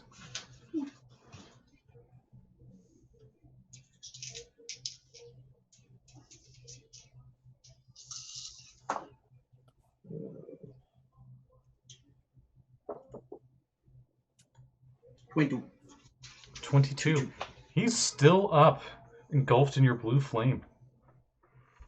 But it looks like he won't be up for much longer. Not for long. And that's Resonant's turn. Do you do anything else? Spoofy. Okay. After Resnet is Axel. Well, technically after Katie is Axel. Well, yeah, fine. Okay, so we just have the one guy, right? That's pestering Resnet. Mm-hmm. Yeah, and he has blue flames all over him. He looks like one good kick would knock him over. Okay, I cast Water Jet. Okay. Squirtle, go! 17? 17 hits. Okay. As you douse the blue flames. Yeah, that's just what, Blue 2d10 at this level? Yes. Blue 2d10. No, what's the hit die on that? Water jet, I think, is d6s. Is it 6? Okay, sorry about that. But he has to make a strength save. Oh, I'm thinking firebolt. Right. Okay. Yeah. So it's 5 water damage and his strength save. No strength save needed. So you hit him with water jet, and as you hit him with water jet, he goes flying 10 feet because he auto fails the check for your water jet. Because he's dead. Yeah. Blue smoke. And everyone does victory dance animations for Final Fantasy style. I do. I spin the trident like Cloud does. Oh Nice. yeah. Swell. And then Abby's gonna run to the prisoners to make sure they're not dying. And as you're going to run to the yeah. prisoners, it freeze frames and it's got like the action lines and like a blur. And it's No, like, I didn't what freeze will her, the Jim. adventurers do on the next episode of D&D? As we're going to end there because we're way past time. Yeah, a little bit. So, real quick, Okay. before we end it, we'll do plugs. So first we will do Sekald. Fuck, you gotta point me out like that for? I Guys, don't we do have any everything. plugs. I'm not creative enough to have any plugs. I'm Aw. lucky enough to be here. You're fine. Well- Go follow him. He has a Lucky to Twitter. have you here. Well, you Have a can Twitter? yeah, you can follow You don't you? his Twitter's below his name. And you can see him on Wednesdays for our To Hell We Ride Descent into Avernus campaign, where he plays a Kobold sorcerer. That is super cheerful and not sad at all, ever. Object spell doesn't work. Doubt. Are you in the Furry Road campaign too, or no? No. Axel, we'll go with you next. Tomorrow morning at early o'clock, since thanks daylight savings time, Mhm. we will be back at Waterdeep and trying to figure out if we can trick Manchun and Zhao into killing each other for us, or at least beating each other up enough that we can come in and finish the job ourselves. Yeah, this is left shoe, I think it is. Yes, this is left Shun. Left Shun? And I'm sure it'll go as well as the plan did tonight.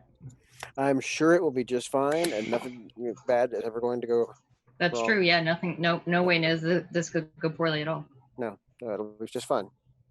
Yeah, so that's me, and then next Friday is Retroverse, but we'll let Kat talk about that. Yep. Cat's up next. Oh, boy. AKA Abby.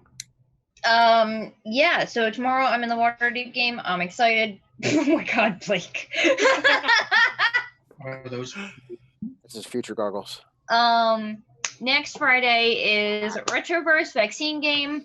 Mhm. They're still on that little bit of a side plot because they still don't have Sammy back yet because I'm an asshole and just brought Passion back and they still haven't actually reunited with her because I'm a dick. Why? Because I'm mean and they take for fucking ever to do anything. Let them smooch. Free It's not my passion. fault they would twiddle their thumbs for an hour trying to figure out how the fuck they travel somewhere. Anyway, yeah, so I'm excited. It's gonna be fun. Mhm. I don't know. There might be sports ball involved or something. Cool. That's most of my stuff. Follow me on Twitter. I'm cool. Josul. Hey, stay tuned. After the Trackless Sea campaign ends, we go into the future. Whoa. Woo! In What's the that? Dark for? Matter Wait, campaign, the There you go, mystery of the Silver Fleet. Ooh. Nice. In Dark Matter campaign. Yep. I'm looking forward to that. Kevin, anything else to add?